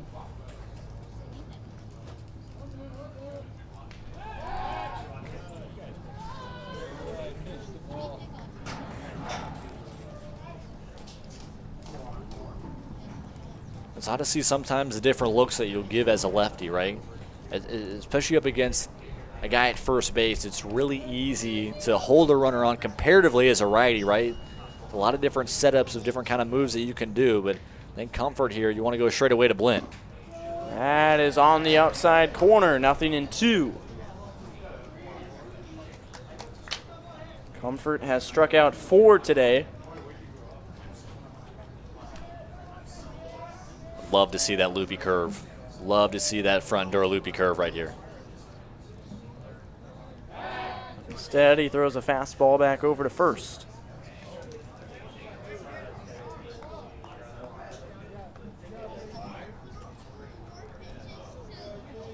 Two runs, 3 hits, 2 errors for both teams. Both teams scored their 2 in the third. 0-2 pitch, goes with a fastball, it's up and in. Definitely some chin music right there, and very well could have been places that I think Comfort was more trying to push it up top to change the eye level of Blinn, but maybe brushing off Blinn a little bit away from the plate to maybe switch it up in the outer half here. Switch up the eye level is a big thing you like on an 0-2 pitch. Set yourself up for your 1-2. And he goes off speed for a swinging strikeout. Blinn goes fishing low and away, and he's the second out in the fourth. I love that sequencing right there, right? You've had such a battle the entire at-bat, not just with Blinn, but with the runner at first base. There's been 6 or 5 pitches to where you've gone back to Fregoso over there at first. You've thought about him a little bit, taking a little more time to freeze him. But right there, right after the fastball, you go slider and you go quick pitch. So it really allows no time for Blinn to even be able to adjust to a slider like that in the zone. So now 2 outs. Fregoso still at first, and it's Darius Hagan who drove in the Black Sox first run and another pickoff move. Fregoso is getting his exercise in over there at first. Time to dart back and look at him fake the move over to second. As it's popped up by Hagan toward the Cropdusters dugout. Does anybody have a play? Yes, Blake Peabody on the warning track. So Comfort works the scoreless fourth. We are tied going to the 5th. Good one brewing on the Corn Belt League Network. Cropdusters and Black Sox even at 2. For the Cropdusters.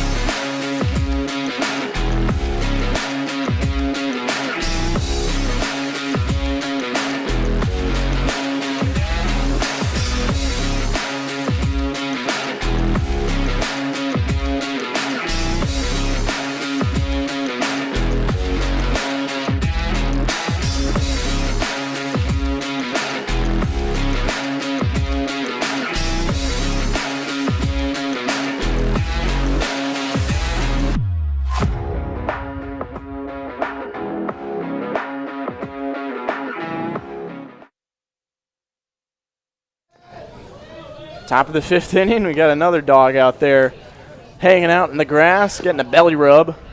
Looks a lot like Max, the Royal Blue Dogs mascot. We'll see the dogs tomorrow in the quarterfinals as there's ball 1. The Cropdusters 3-hitter, Nathan Wickham. As Eli Sernkovich stays out there. And Jaden, you told me between the break we might see these starters just go the rest of the way. It's a winner-go-home situation here. Yeah, I mean, both have kind of been comfortable after that third inning, right? 2 runs by each side after that third inning, but really strong 4th by Comfort there. Sernkovich struggled a little bit with the 2 walks, but 2 strikeouts and an unassisted ground out. A good job for them to get out of it, and again, right there, some more weak contact from Sernkovich. Wickham grounds out to short. Peyton Blinn makes the play, and that is out number 1. So no reason to shorten the outing for the starting pitcher and save him for a game that you can't get to unless you win tonight. So Sernkovich in Comfort until further notice here.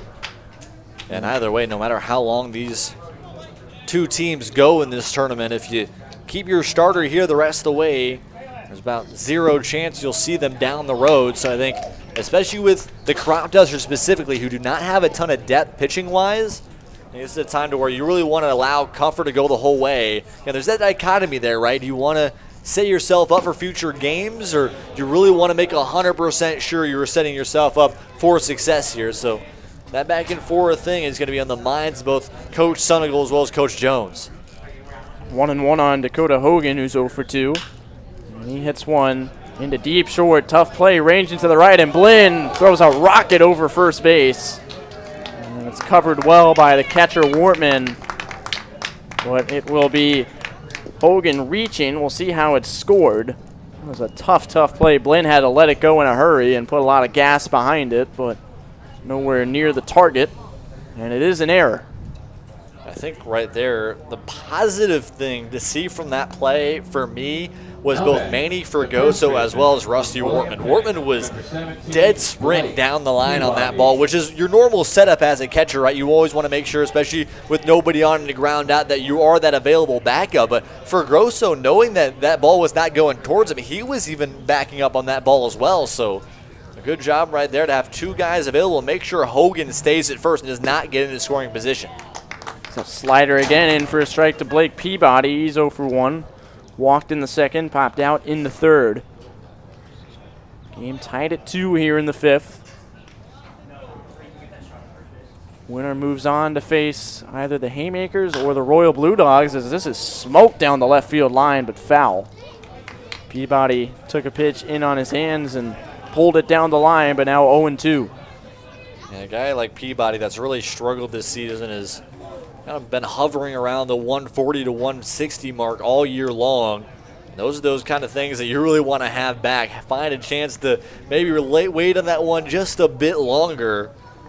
Especially this bottom of the order, which has struggled so much this year. And an elevated slider, Peabody out in front of it. And he goes down swinging for out number 2. That is the 5th strikeout for Eli Sernkovich. And so far this season, it's the 5th strikeout as well on the year for Peabody. Again, it's just been odd to see the bottom half of this order, even through the rotations that we've seen Coach Jones put through. We've seen so many guys. Braxton Wilhelm has really struggled. Trayton Kozel has not quite been there. Logan Davis, Barrett Ringel, Blake Peabody. It really seems like the last 3 or 4 guys of this order have just not been able to come through.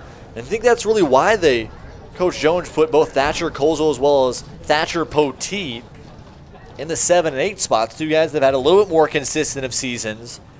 Maybe trying to move things around to make sure you still have the ability to have production both at the top and the middle and bottom parts of the order. Runner goes as Trayton Kozel pops it up, but that is a foul ball.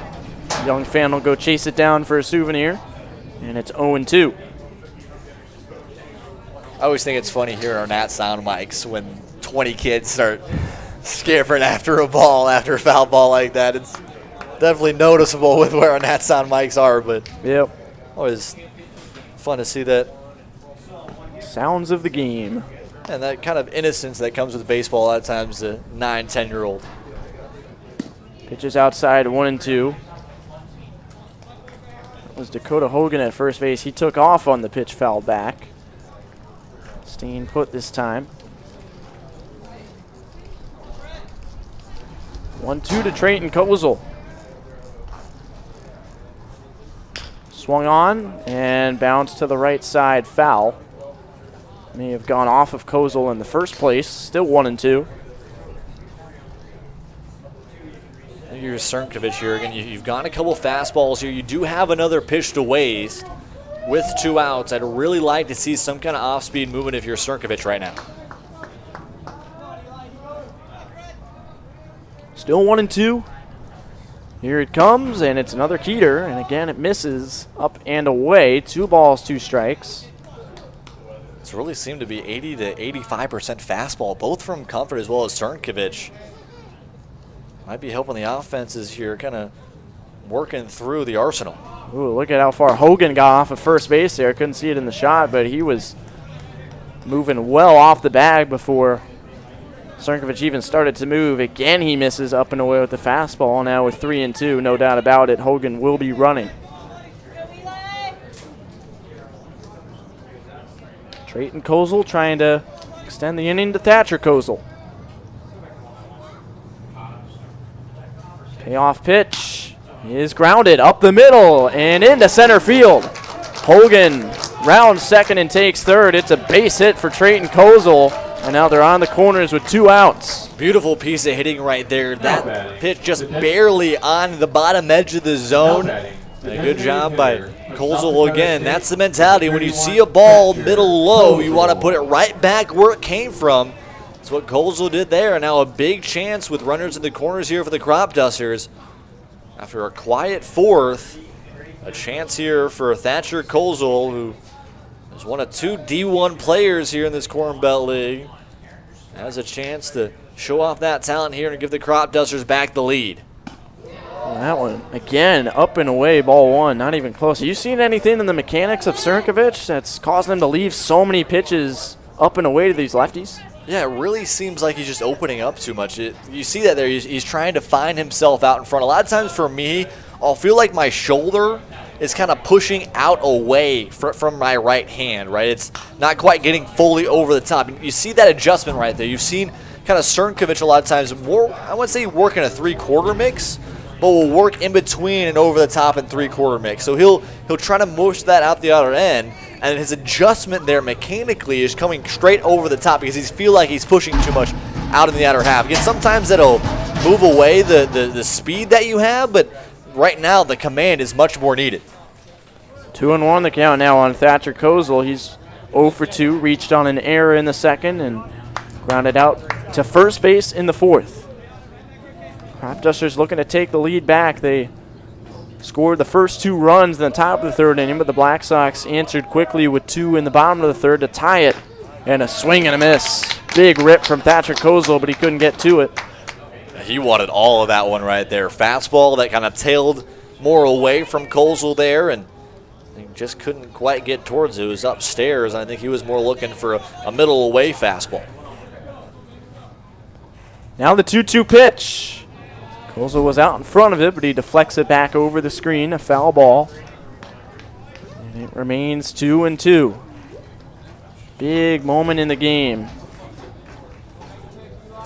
Down to the final 3 innings of regulation.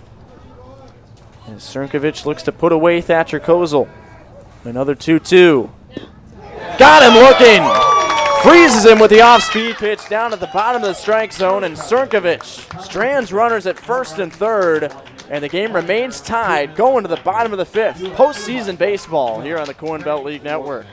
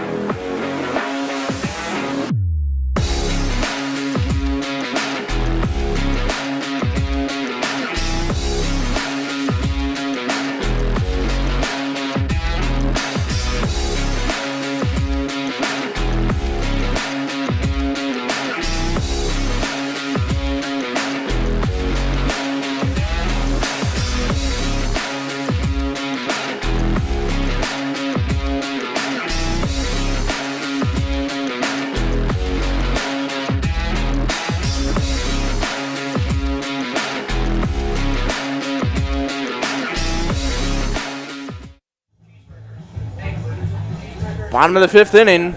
Black Sox and Cropdusters tied at 2. You look into that Black Sox dugout. Players locked in here. Postseason baseball. It is win or go home. No series, no double elimination. It's built like a football postseason. You got to win or your season is done. As Anthony Comfort works into his 5th inning, facing the 3, 4, and 5 hitters, Young, Crane, and Wortman. And the first pitch is low and away, ball 1. Tyler Reidy and Jaden Taylor with you on a beautiful Thursday night. I didn't get a chance to say it this past inning, but personally one of my favorite chirps, as well as a thing that I hear from myself as a Marlins fan, their color commentator on that beautiful off-speed that just hit the bottom of the zone. Frozen pizza daily is what you saw right there. I mean, just a beautiful pitch. Got Thatcher Kozel entirely freezing. And those are those kind of pitches that, again, it's a strikeout, right?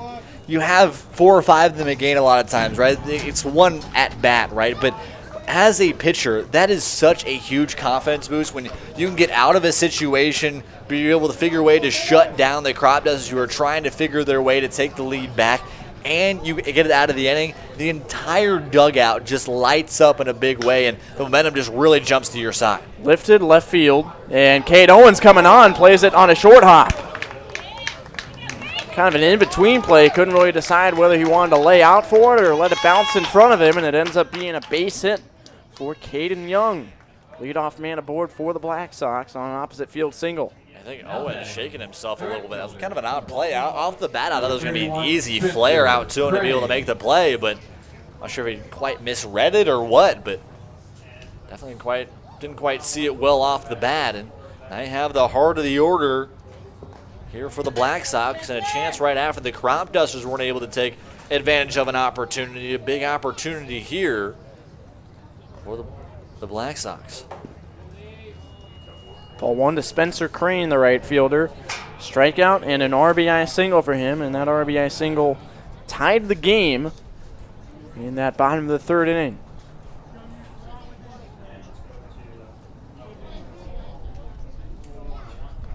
1-0 pitch from Comfort is pulled left field. That's down for a hit. Owens chases it toward the corner, and Young stops at second base on a single to left field. Here come the Black Sox in the bottom of the 5th as the first 2 have reached. Crane all season long has been able to find the barrel. Comfort left that fastball too much over the heart of the plate, and Crane delivered. You got to give a little bit of a piece to the left fielder out there in Cade Owens to cut that one off. Very well could have seen Caden Young try to stretch it to third, but with a really good angle of that ball, it keeps it the runner at first and second. Making a chance here for the Black Sox to take back this lead, as Comfort has just not been himself these past couple of innings. First pitch to Rusty Wortman is bunted foul. Strike 1. 2 Cropdusters up now in the bullpen. AJ Ventry, who we've seen out there for a while, has been joined by Braxton Wilhelm.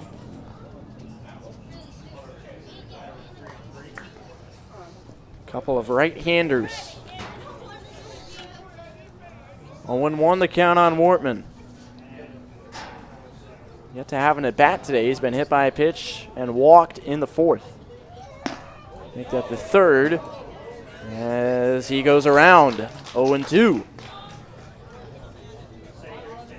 Comfort trying to keep this game tied in what has turned into an ultra-competitive ball game. 2 runs, 4 hits, 2 errors for the Cropdusters. 2 runs, 5 hits, 3 errors for the Black Sox. 0-2 to Wortman. Pulls his hands in, slices it center field, and it's caught by Copeland. No advance from the runners.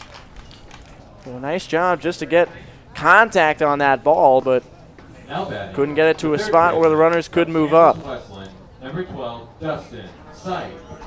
Now we'll see here again. We mentioned in this first game, again, these different chances can mean do or die in a game like this. In a season that comes down to truly 1 or 2 plays at times. And this could be the opportunity here that make or break it here for the Black Sox. Ventry actually, I just want to point it out, Ventry's actually in the dugout right now. That's Max Childress. Oh, Childress went out there, okay. Childress and Good eye. Wilhelm. Yeah, Ventry was originally out there for at least probably about 2 or 3 outs back in the third to get warmed up, but hasn't been out there since then. It's Childress and Wilhelm, and kind of uncharacteristic. I was told it was going to be 100% Ventry after we saw Comfort, but maybe with a closer game, they want to maybe at least give the opportunity to allow Ventry to go Saturday, if they get there. But that's the question mark. Both Wilhelm and Childress have sub-3 ERAs, so they can handle this kind of situation. As it's 1-0 on Dustin Sipe. Comfort is up over 70 pitches. As the 1-0 pitch is upstairs. 2 balls, no strikes. Sipe has already walked once. Fly out as well in the third. I mentioned in this past inning, but Comfort's really seemed to move down to a 1, 2, maybe 3 pitch guy out of his 5 pitch arsenal. We've barely ever seen a changeup. We haven't seen that 2-seam too much more, nor that slider. It's really been the 4-seamer and occasionally the curveball. Look at this. Childress makes the catch in the bullpen on the foul ball. As it's now 2-1. Banana ball? What's that? Banana ball? Oh, good point. Yeah. Referencing the Savannah Bananas banana ball. If the foul ball is hit into the stands, the fan makes the catch, it's an out. We had a debate a few games ago about whether or not the bullpen counts. Does the bullpen count? Why is there a microphone? Yeah, that's hit to the same place. Is he going to catch another one? Yes. How about Max Childress? Back-to-back snags in the bullpen. 2-2 the count now.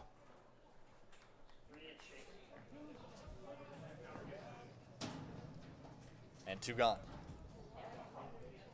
Yeah, the inning would be over in banana ball right now. Anyway, the 2-2 pitch coming to Dustin Sipe. This is in play. Instead of Childress, it'll be Copeland out in center field. He makes the catch, no tag. And 2 on, 2 out. Comfort doing the job here. He's just got one more man to finish off. Stephen Larkin, the center fielder.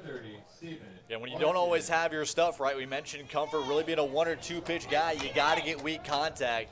A 75% weak contact percentage coming into this game.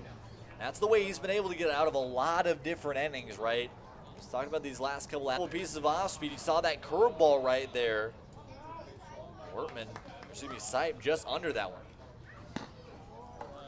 Ball 1 to Stephen Larkin. Larkin's last at bat was strange to say the least. He'd already struck out in the second inning, but with the bases loaded and 2 outs, he bunted with 2 strikes. It went foul and struck out. Looks like he's going to swing the bat this time. However, he's taken 2 pitches to get ahead 2-0.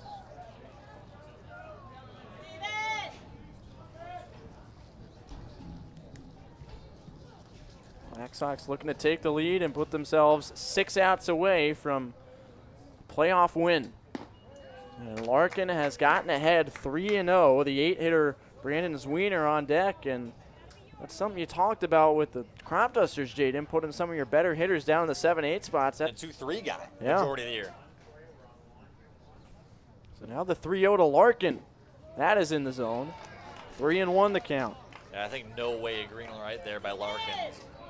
Again, if you're Comfort here, I would not want to risk seeing Zwiener and the bases loaded. I'd much rather go up against Larkins, find your way back in the zone, and try to get this third out with any damage. 3-1 pitch, way inside, ball 4. And the bases are loaded up with 2 down for Brandon Zwiener. Absolutely massive moment in this ball game. I'm really surprised neither Jones or Poteet is going out to talk to Comfort right now. This is, like you mentioned, a really big spot for a guy like Brandon Zwiener. An opportunity. Is on the ground to second base. They flip to the bag and out. Larkin cut down at second. Hogan flips to Tilton. And the bases left loaded again by the Black Sox. We remain tied going to the 6th inning on the Corn Belt League Network.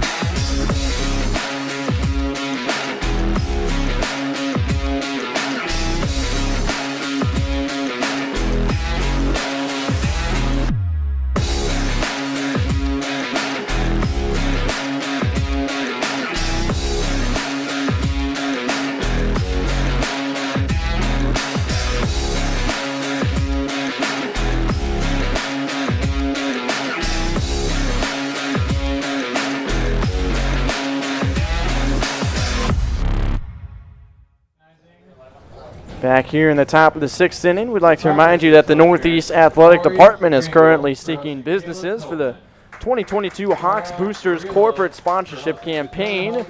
Email Jarrett Mills at jmills2@northeast.edu for more information to become a part of the Northeast Athletic Department team today. And today we've got one heck of a ball game going between the Black Sox and the Cropdusters. 2-2 going to the top of the 6th inning.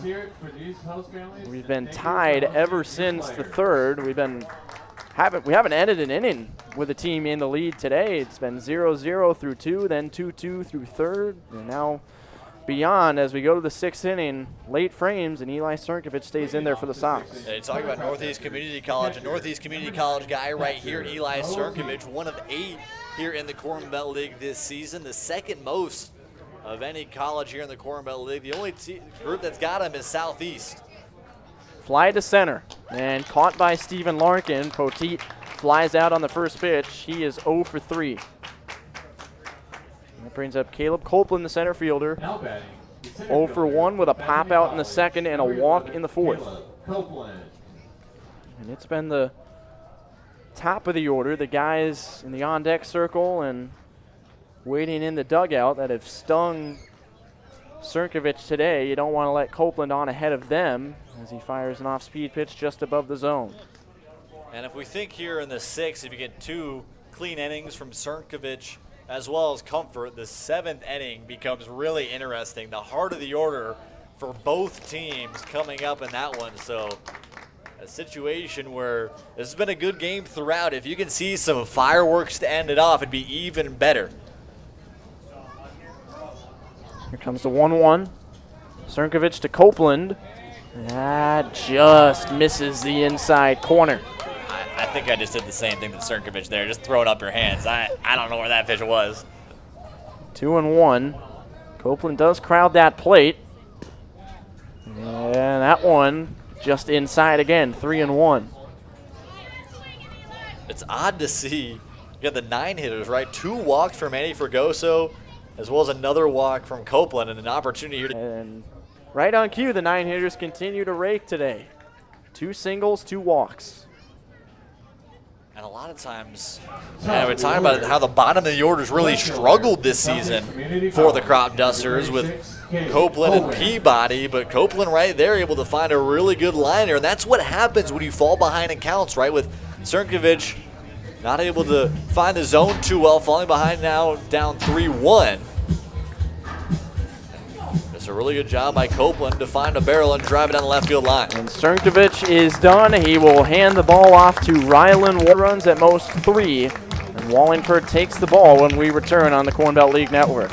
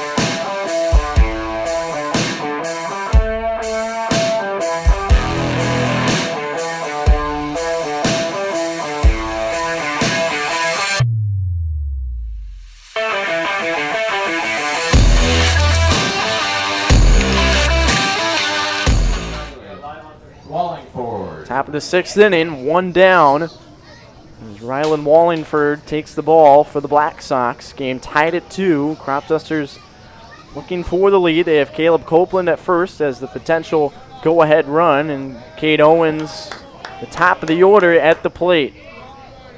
Tyler Reidy and Jaden Taylor bringing you postseason baseball on the Corn Belt League Network, as that's up and in.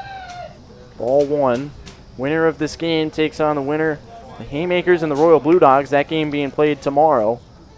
This is the second of our 4 quarterfinal matchups. 2 today. Filth Ballers have already advanced, and then 2 more coming your way tomorrow evening. So many chances for both of these teams. We mentioned the barn burner style. It hasn't quite been the offense that bring the runners in, but every single inning I think we've had guys with little goosebumps a little bit, on their heels a little bit, making sure this game doesn't get out of hand one way or the other. But both pitchers have been able to keep this one in tune and is not giving up too much of a lead either way. You mentioned we haven't got out of an inning with a lead on either side. A chance here for the Cropdusters to make that a possibility here in the late one. And Cade Owens, who's seen himself ahead 2-1, does have the ability to show off the power. There's our Kelly Supply Company player of the game, last game of the regular season for the Cropdusters, had a home run in the first pitch of the ball game. 2-1 pitch coming to Owens. Runner takes off, swing and a miss. Copeland trying to steal, and the throw is in on a hop, but late. So it is a stolen base. Count moves to 2-2. And for Caleb Copeland, that is stolen base number 13. He's a perfect 13 for 13. You look at the numbers on Rylan Wallingford, right-hander out of McCook Community College. Start against the Filth Ballers. Last Tuesday, he went 5 innings, giving up 3 runs, 2 of them earned. Struck out 4 through 99 pitches, so he's had some time off, but he's been primarily a bullpen man. And he's being asked to preserve a tie game in the late frames with the season on the line. Yeah, the only struggling piece that I've really seen from Wallingford this season is the long innings that he's been having, especially as of recent, averaging just about 20 pitches per inning. So yeah, that works a long way, but he's figured ways to get out of innings, and that's really all you need right now if you're the Black Sox. Find a way to get out of this inning, but the game's still tied. Full count. And Wallingford steps off, looks Copeland back to second base. Doesn't get easier with Tilton on deck. He has a single, a walk, and a run scored today.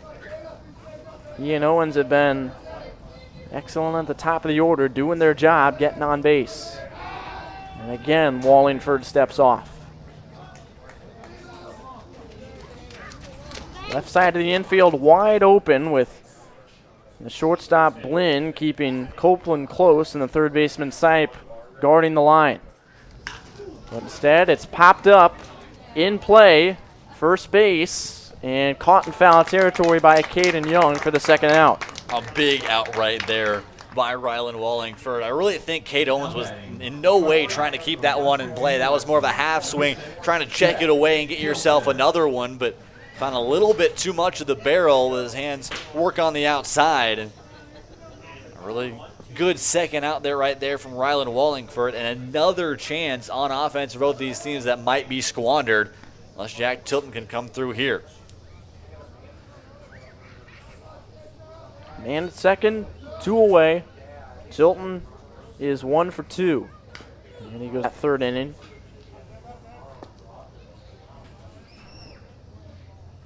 Wallingford has pitched against the Cropdusters twice this year, throwing 2 innings combined in the 2 appearances, allowing 1 run, but it was an unearned run. 0-1 to Tilton is outside. A ball and a strike. There is still action in that Black Sox bullpen. That's Brandon Krebs out there, who's had an incredible back half of the season.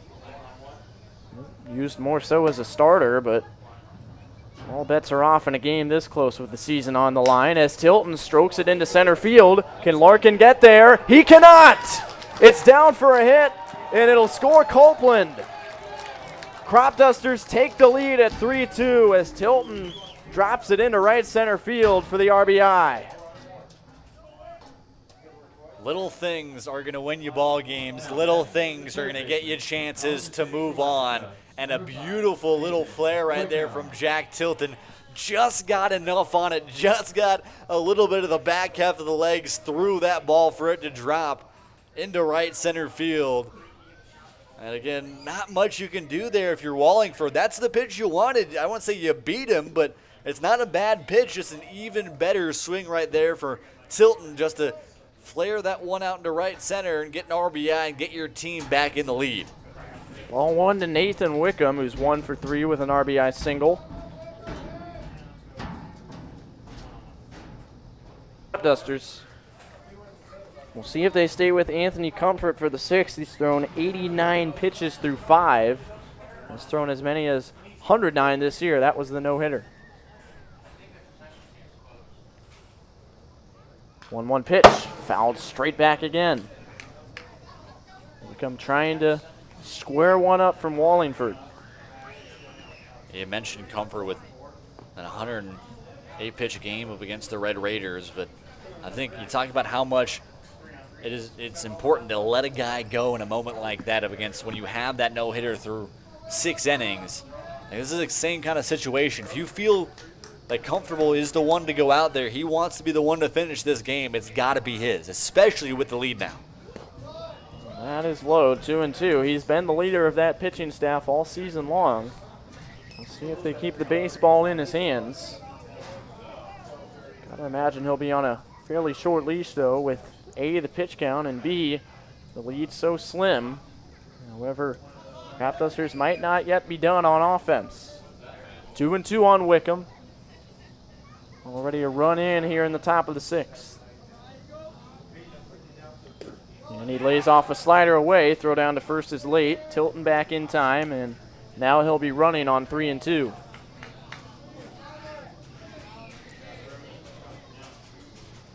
On deck, cleanup hitting second baseman Dakota Hogan.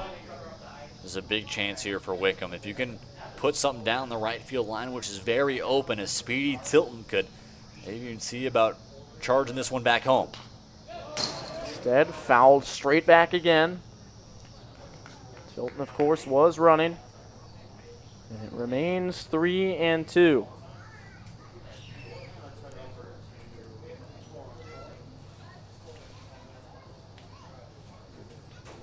Sid DeMayo is taking some swings behind the Black Sox dugout. You wonder if he'll pinch hit in the 6th inning with the bottom of the order coming up.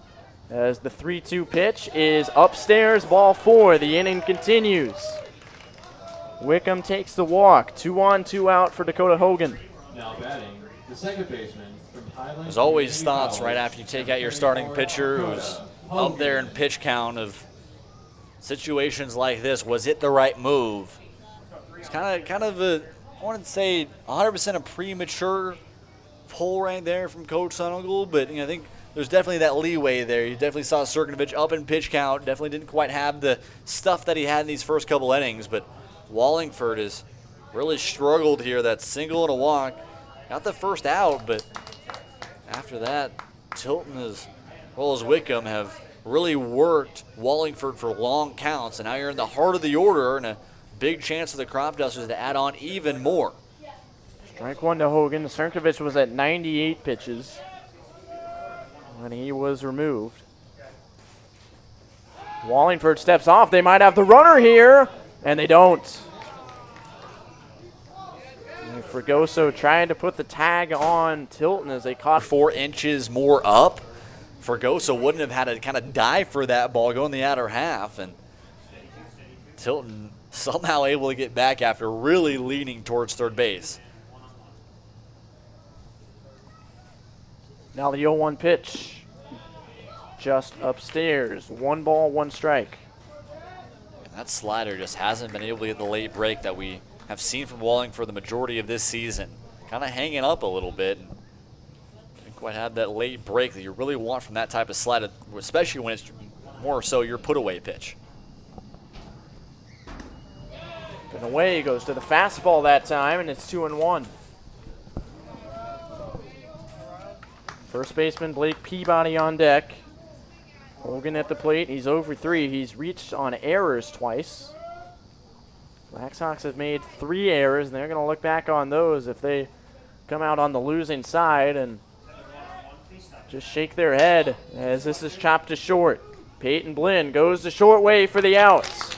But the Cropdusters take the lead in the top of the 6th, and now the pressure's on the Black Sox. Down to their final 6 outs. Can they tie the game and keep their season alive? Find out next on the Corn Belt League Network.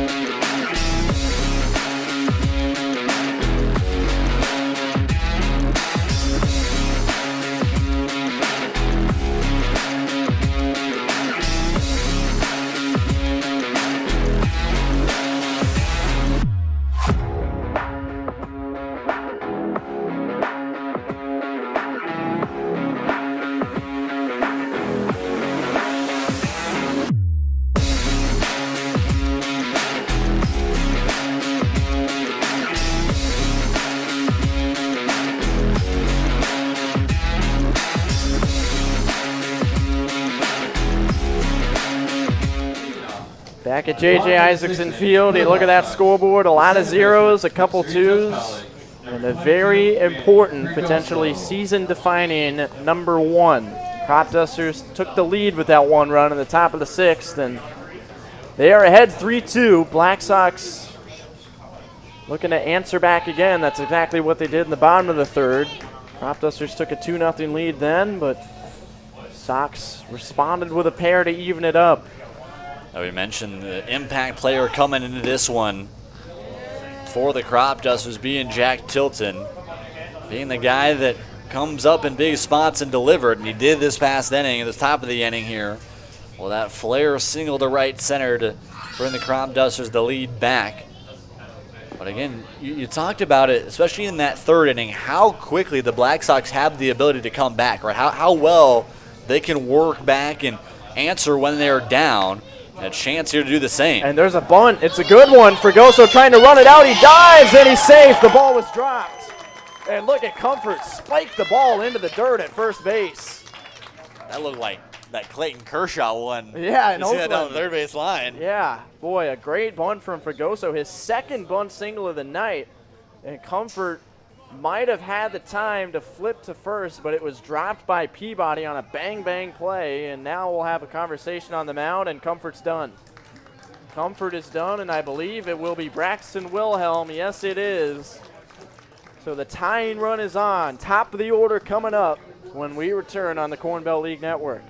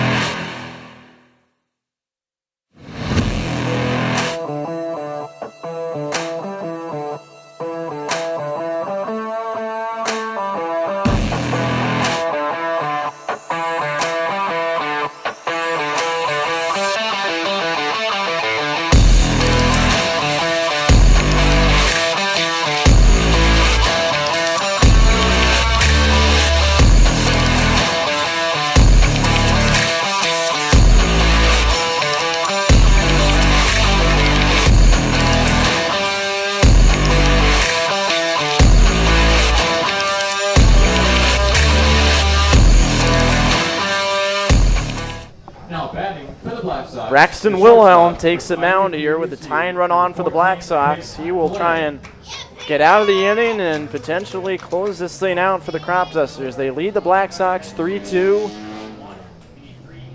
And the top of the order, Peyton Blinn slices that one foul on a bunt for strike one. Manny Fregoso's at first base. He led off the inning with a single on a bunt down the first baseline, and that took Anthony Comfort out of the game after he spiked the ball in the infield dirt, showing his frustration. Even with a pretty quality day for Comfort, again, has had some slip-ups here and there, especially in that third, but has figured a way to keep the ball game in reach for the Cropdusters. He seemed really frustrated at some points. And Wilhelm throws out Blinn on the bunt. Fregoso into scoring position as the tying run. And that brings up the left fielder Darius Hagan. You look at Braxton Wilhelm out of Dakota Wesleyan. This is his 6th appearance, all out of the bullpen. He has thrown 7 and a third innings pitch coming into the night with an ERA south of 3 at 2.86. He's allowed just 2 hits. The issue for him this year has been walks with 8 in those 7 and a third innings. And as he fires strike one to Darius Hagan, allowing just 1 earned run on 43 pitches. And the big reason Jared Jones has really worked Wilhelm as that closer is that speed. He's going to mainly work a 2-pitch mix. It's going to be that fastball as well as that curveball. That curveball, the way you're going to be able to see it sometimes if you're a hitter, and specifically Hagan, a lot of college guys will be able to see this. A lot of times it's going to come straight out of the ear is where Wilhelm's going to push it from. Hagan did not go around. And it's 2-1. Darius Hagan drove in the first of the 2 Black Sox runs with a double in that third inning. He's also lined out and popped out for a 1-for-3 night. 2-1 pitch from Wilhelm. That is off the plate. 3-1. You have 3 singles between the next 2 hitters, Young and Crane, tonight, so you would hate to let Hagan on and put 2 on with 1 out for those guys, but that's exactly what Wilhelm does with the walk. 2 on, 1 out, and now the go-ahead run is on first. Now, one you mentioned, the heart of the order now here for the Black Sox, up with Young as well as Crane, then Wortman right behind him, who hasn't quite struggled, but hasn't had a lot of opportunities to bring the bat off his shoulder. But you add on to the fact that you have a lot of speed on the base paths with both Fregoso as well as Hagan. Ball 1 to Young. You see here you saw that liner down the third base line. A really good job by Young to go oppo last time he was up. But any ball that I think really makes any of the outfielders run can get 2 guys home. Slice to left center field and a diving attempt, but it's down. Past Copeland into left center field. And now they might have 2 runners at first and second, and back safely at first, Caden Young. So it ends up being a long single that loads the bases as Young ended up catching Hagan at second because Hagan had to wait to make sure it wasn't caught. But now, after the diving miss and a great backup by the left fielder Owens, the bases are juiced. Yeah, you beat me too. That's what I was going to talk about right there. Cade Owens, a beautiful job to really get on his horse and be able to get to that ball quickly. Especially with that liner, really saved a chance for the Cropdusters to give up a run right there as Fregoso kind of had to be held up in between second and third. And Hagan was maybe 4 feet off of first base. 1-1 to Spencer Crane. Tying run at third, go ahead run at second, and plenty of speed between the 2 of them. Fregoso at third, Hagan, the center fielder, at second, the left fielder. As that swung on and missed, 1-2. Crane 2 for 3 with a couple singles, a strikeout, and he's driven in a run. 1-2 pitch upstairs. I like that setup right there from Wilhelm. The one piece of kryptonite that you've seen from Spencer Crane this season, which he's done a really good job adjusting in the second half of the year, is how many times he kind of chases at a high fastball. That's kind of been the big piece for him. Swing and a miss. He sets up the slider away. Wilhelm with a massive strikeout. And now he's an out away with the bases loaded. It'll be Rusty Wortman, the catcher. What a pitch right there. Beautiful off speed by Wilhelm. Again, that curveball that just flicks out of the hand off his ear. Not sure if Crane was chasing too much at it, thinking about something else, but definitely was not comfortable on that curveball, waited a little too long, and somehow was behind that pitch. Ball one to Wortman. The Black Sox have already left the bases loaded twice tonight. Once in the third, again in the fifth, as it's 1-1 on the Sox catcher. This would just be an absolute backbreaker if you lose this game by a run or two and have those 3 different innings where you leave them juiced. 1-1 from Wilhelm.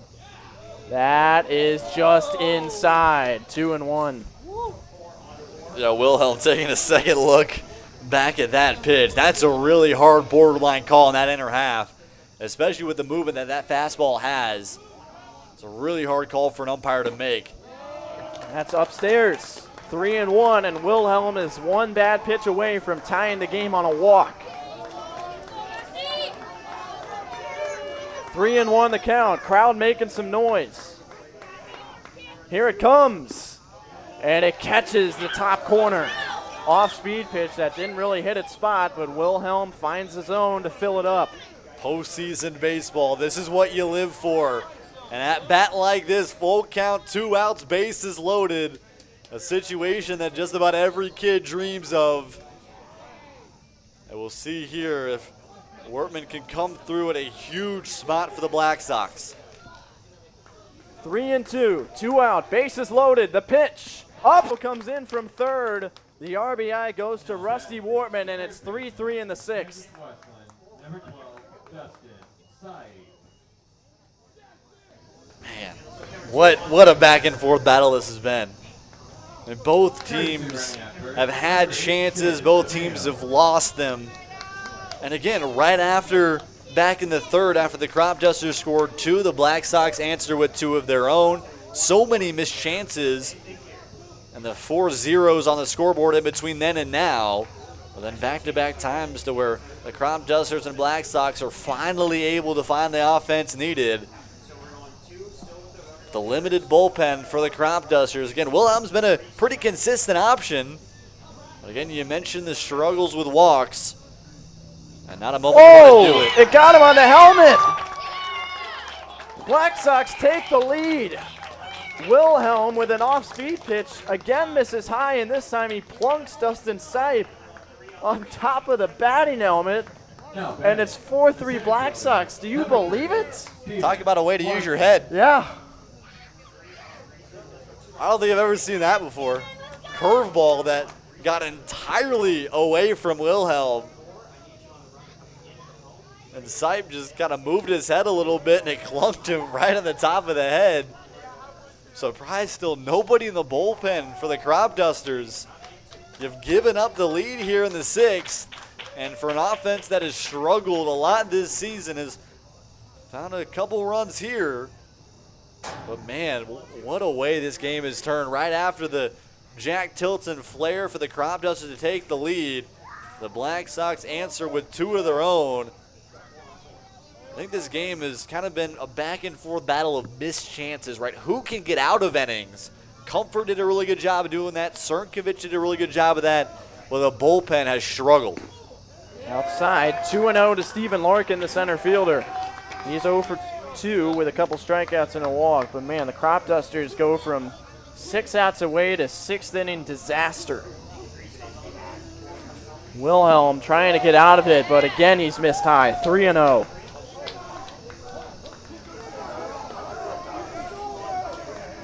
He's hearing it from that Black Sox dugout.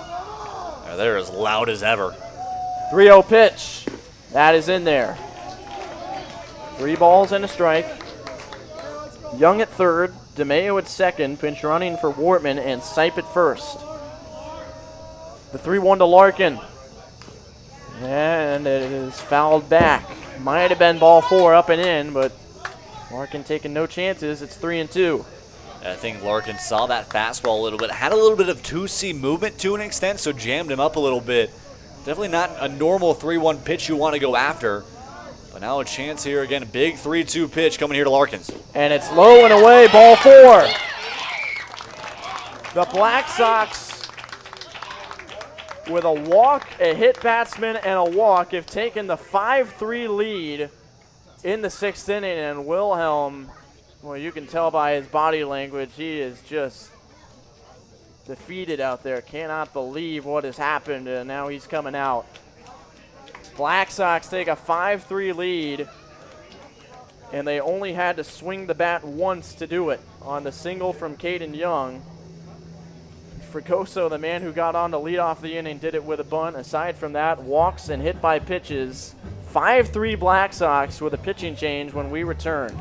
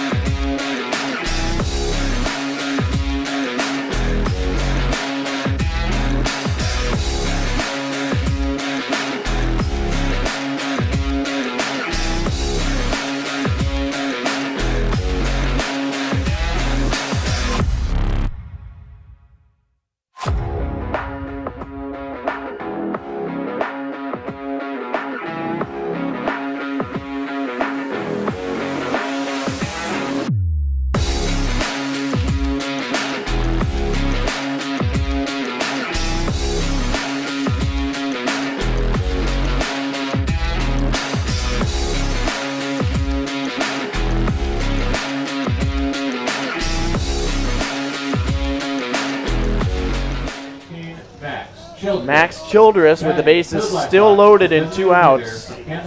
Takes the ball here as the Black Sox, with Brandon Zwiener coming up, have now batted around in the 6th inning. 3 runs to take a 5-3 lead as Zwiener lifts one to short.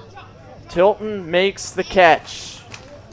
Oh, how the tables have turned at JJ Isaacson Field. The Black Sox turn a 3-2 deficit into a 5-3 lead, and they are now 3 outs away from a quarterfinal win.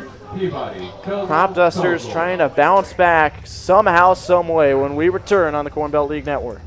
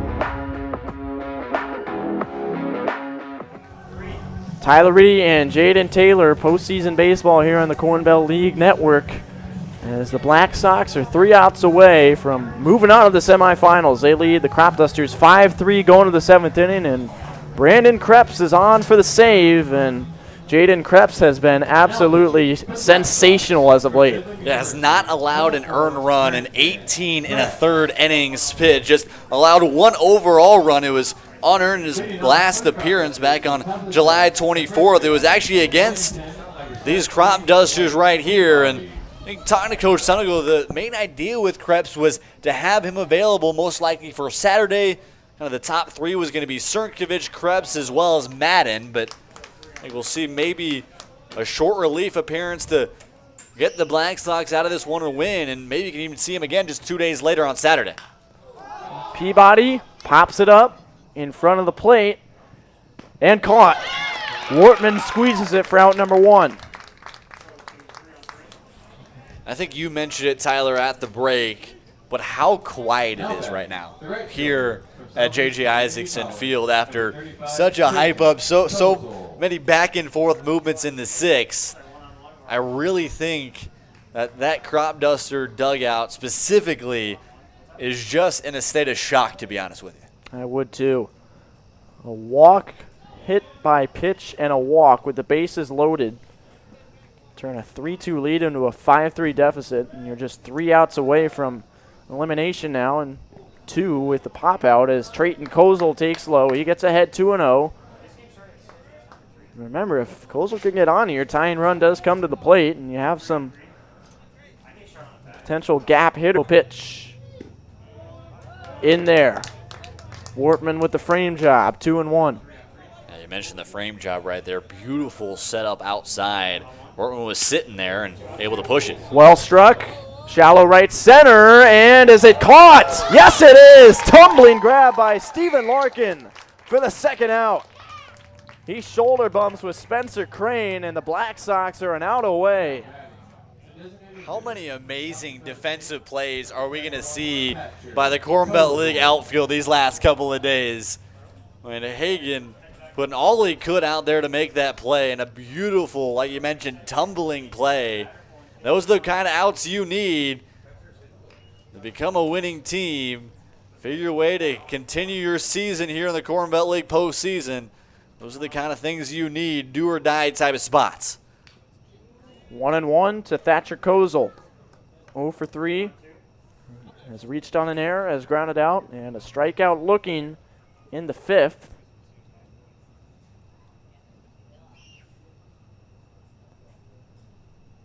And the home plate umpire talking with Krebs for a moment. Quick break in the action. 1-1 is the count. Winner to the semifinals, loser sees their season end.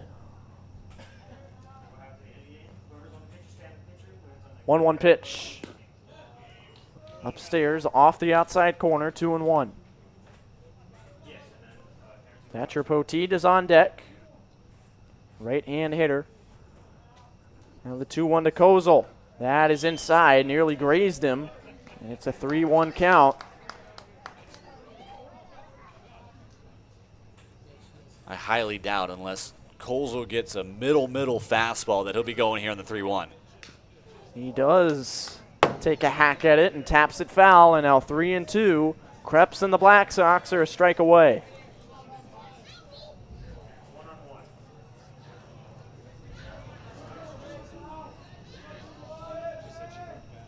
Here it comes. 3-2 pitch. Upstairs and off the outside corner, and Kozel takes the walk to bring the tying run to the plate. Now batting, the catcher. Just find a way to keep your team alive. That's what Kozel's able to do right there. Really good at bat, able to push Krebs off the plate a little bit. Didn't quite find the consistency in the zone, but Poteet now, I think. Pinch hitter. Yeah, they actually switched it up. So Poteet, who has not swung the bat well this year with an average below 130, will give way to Caleb Horner. Pinch hitting with the season on the line. Horner has a batting average of 200, and he takes one just upstairs. Poteet was 0 for 3.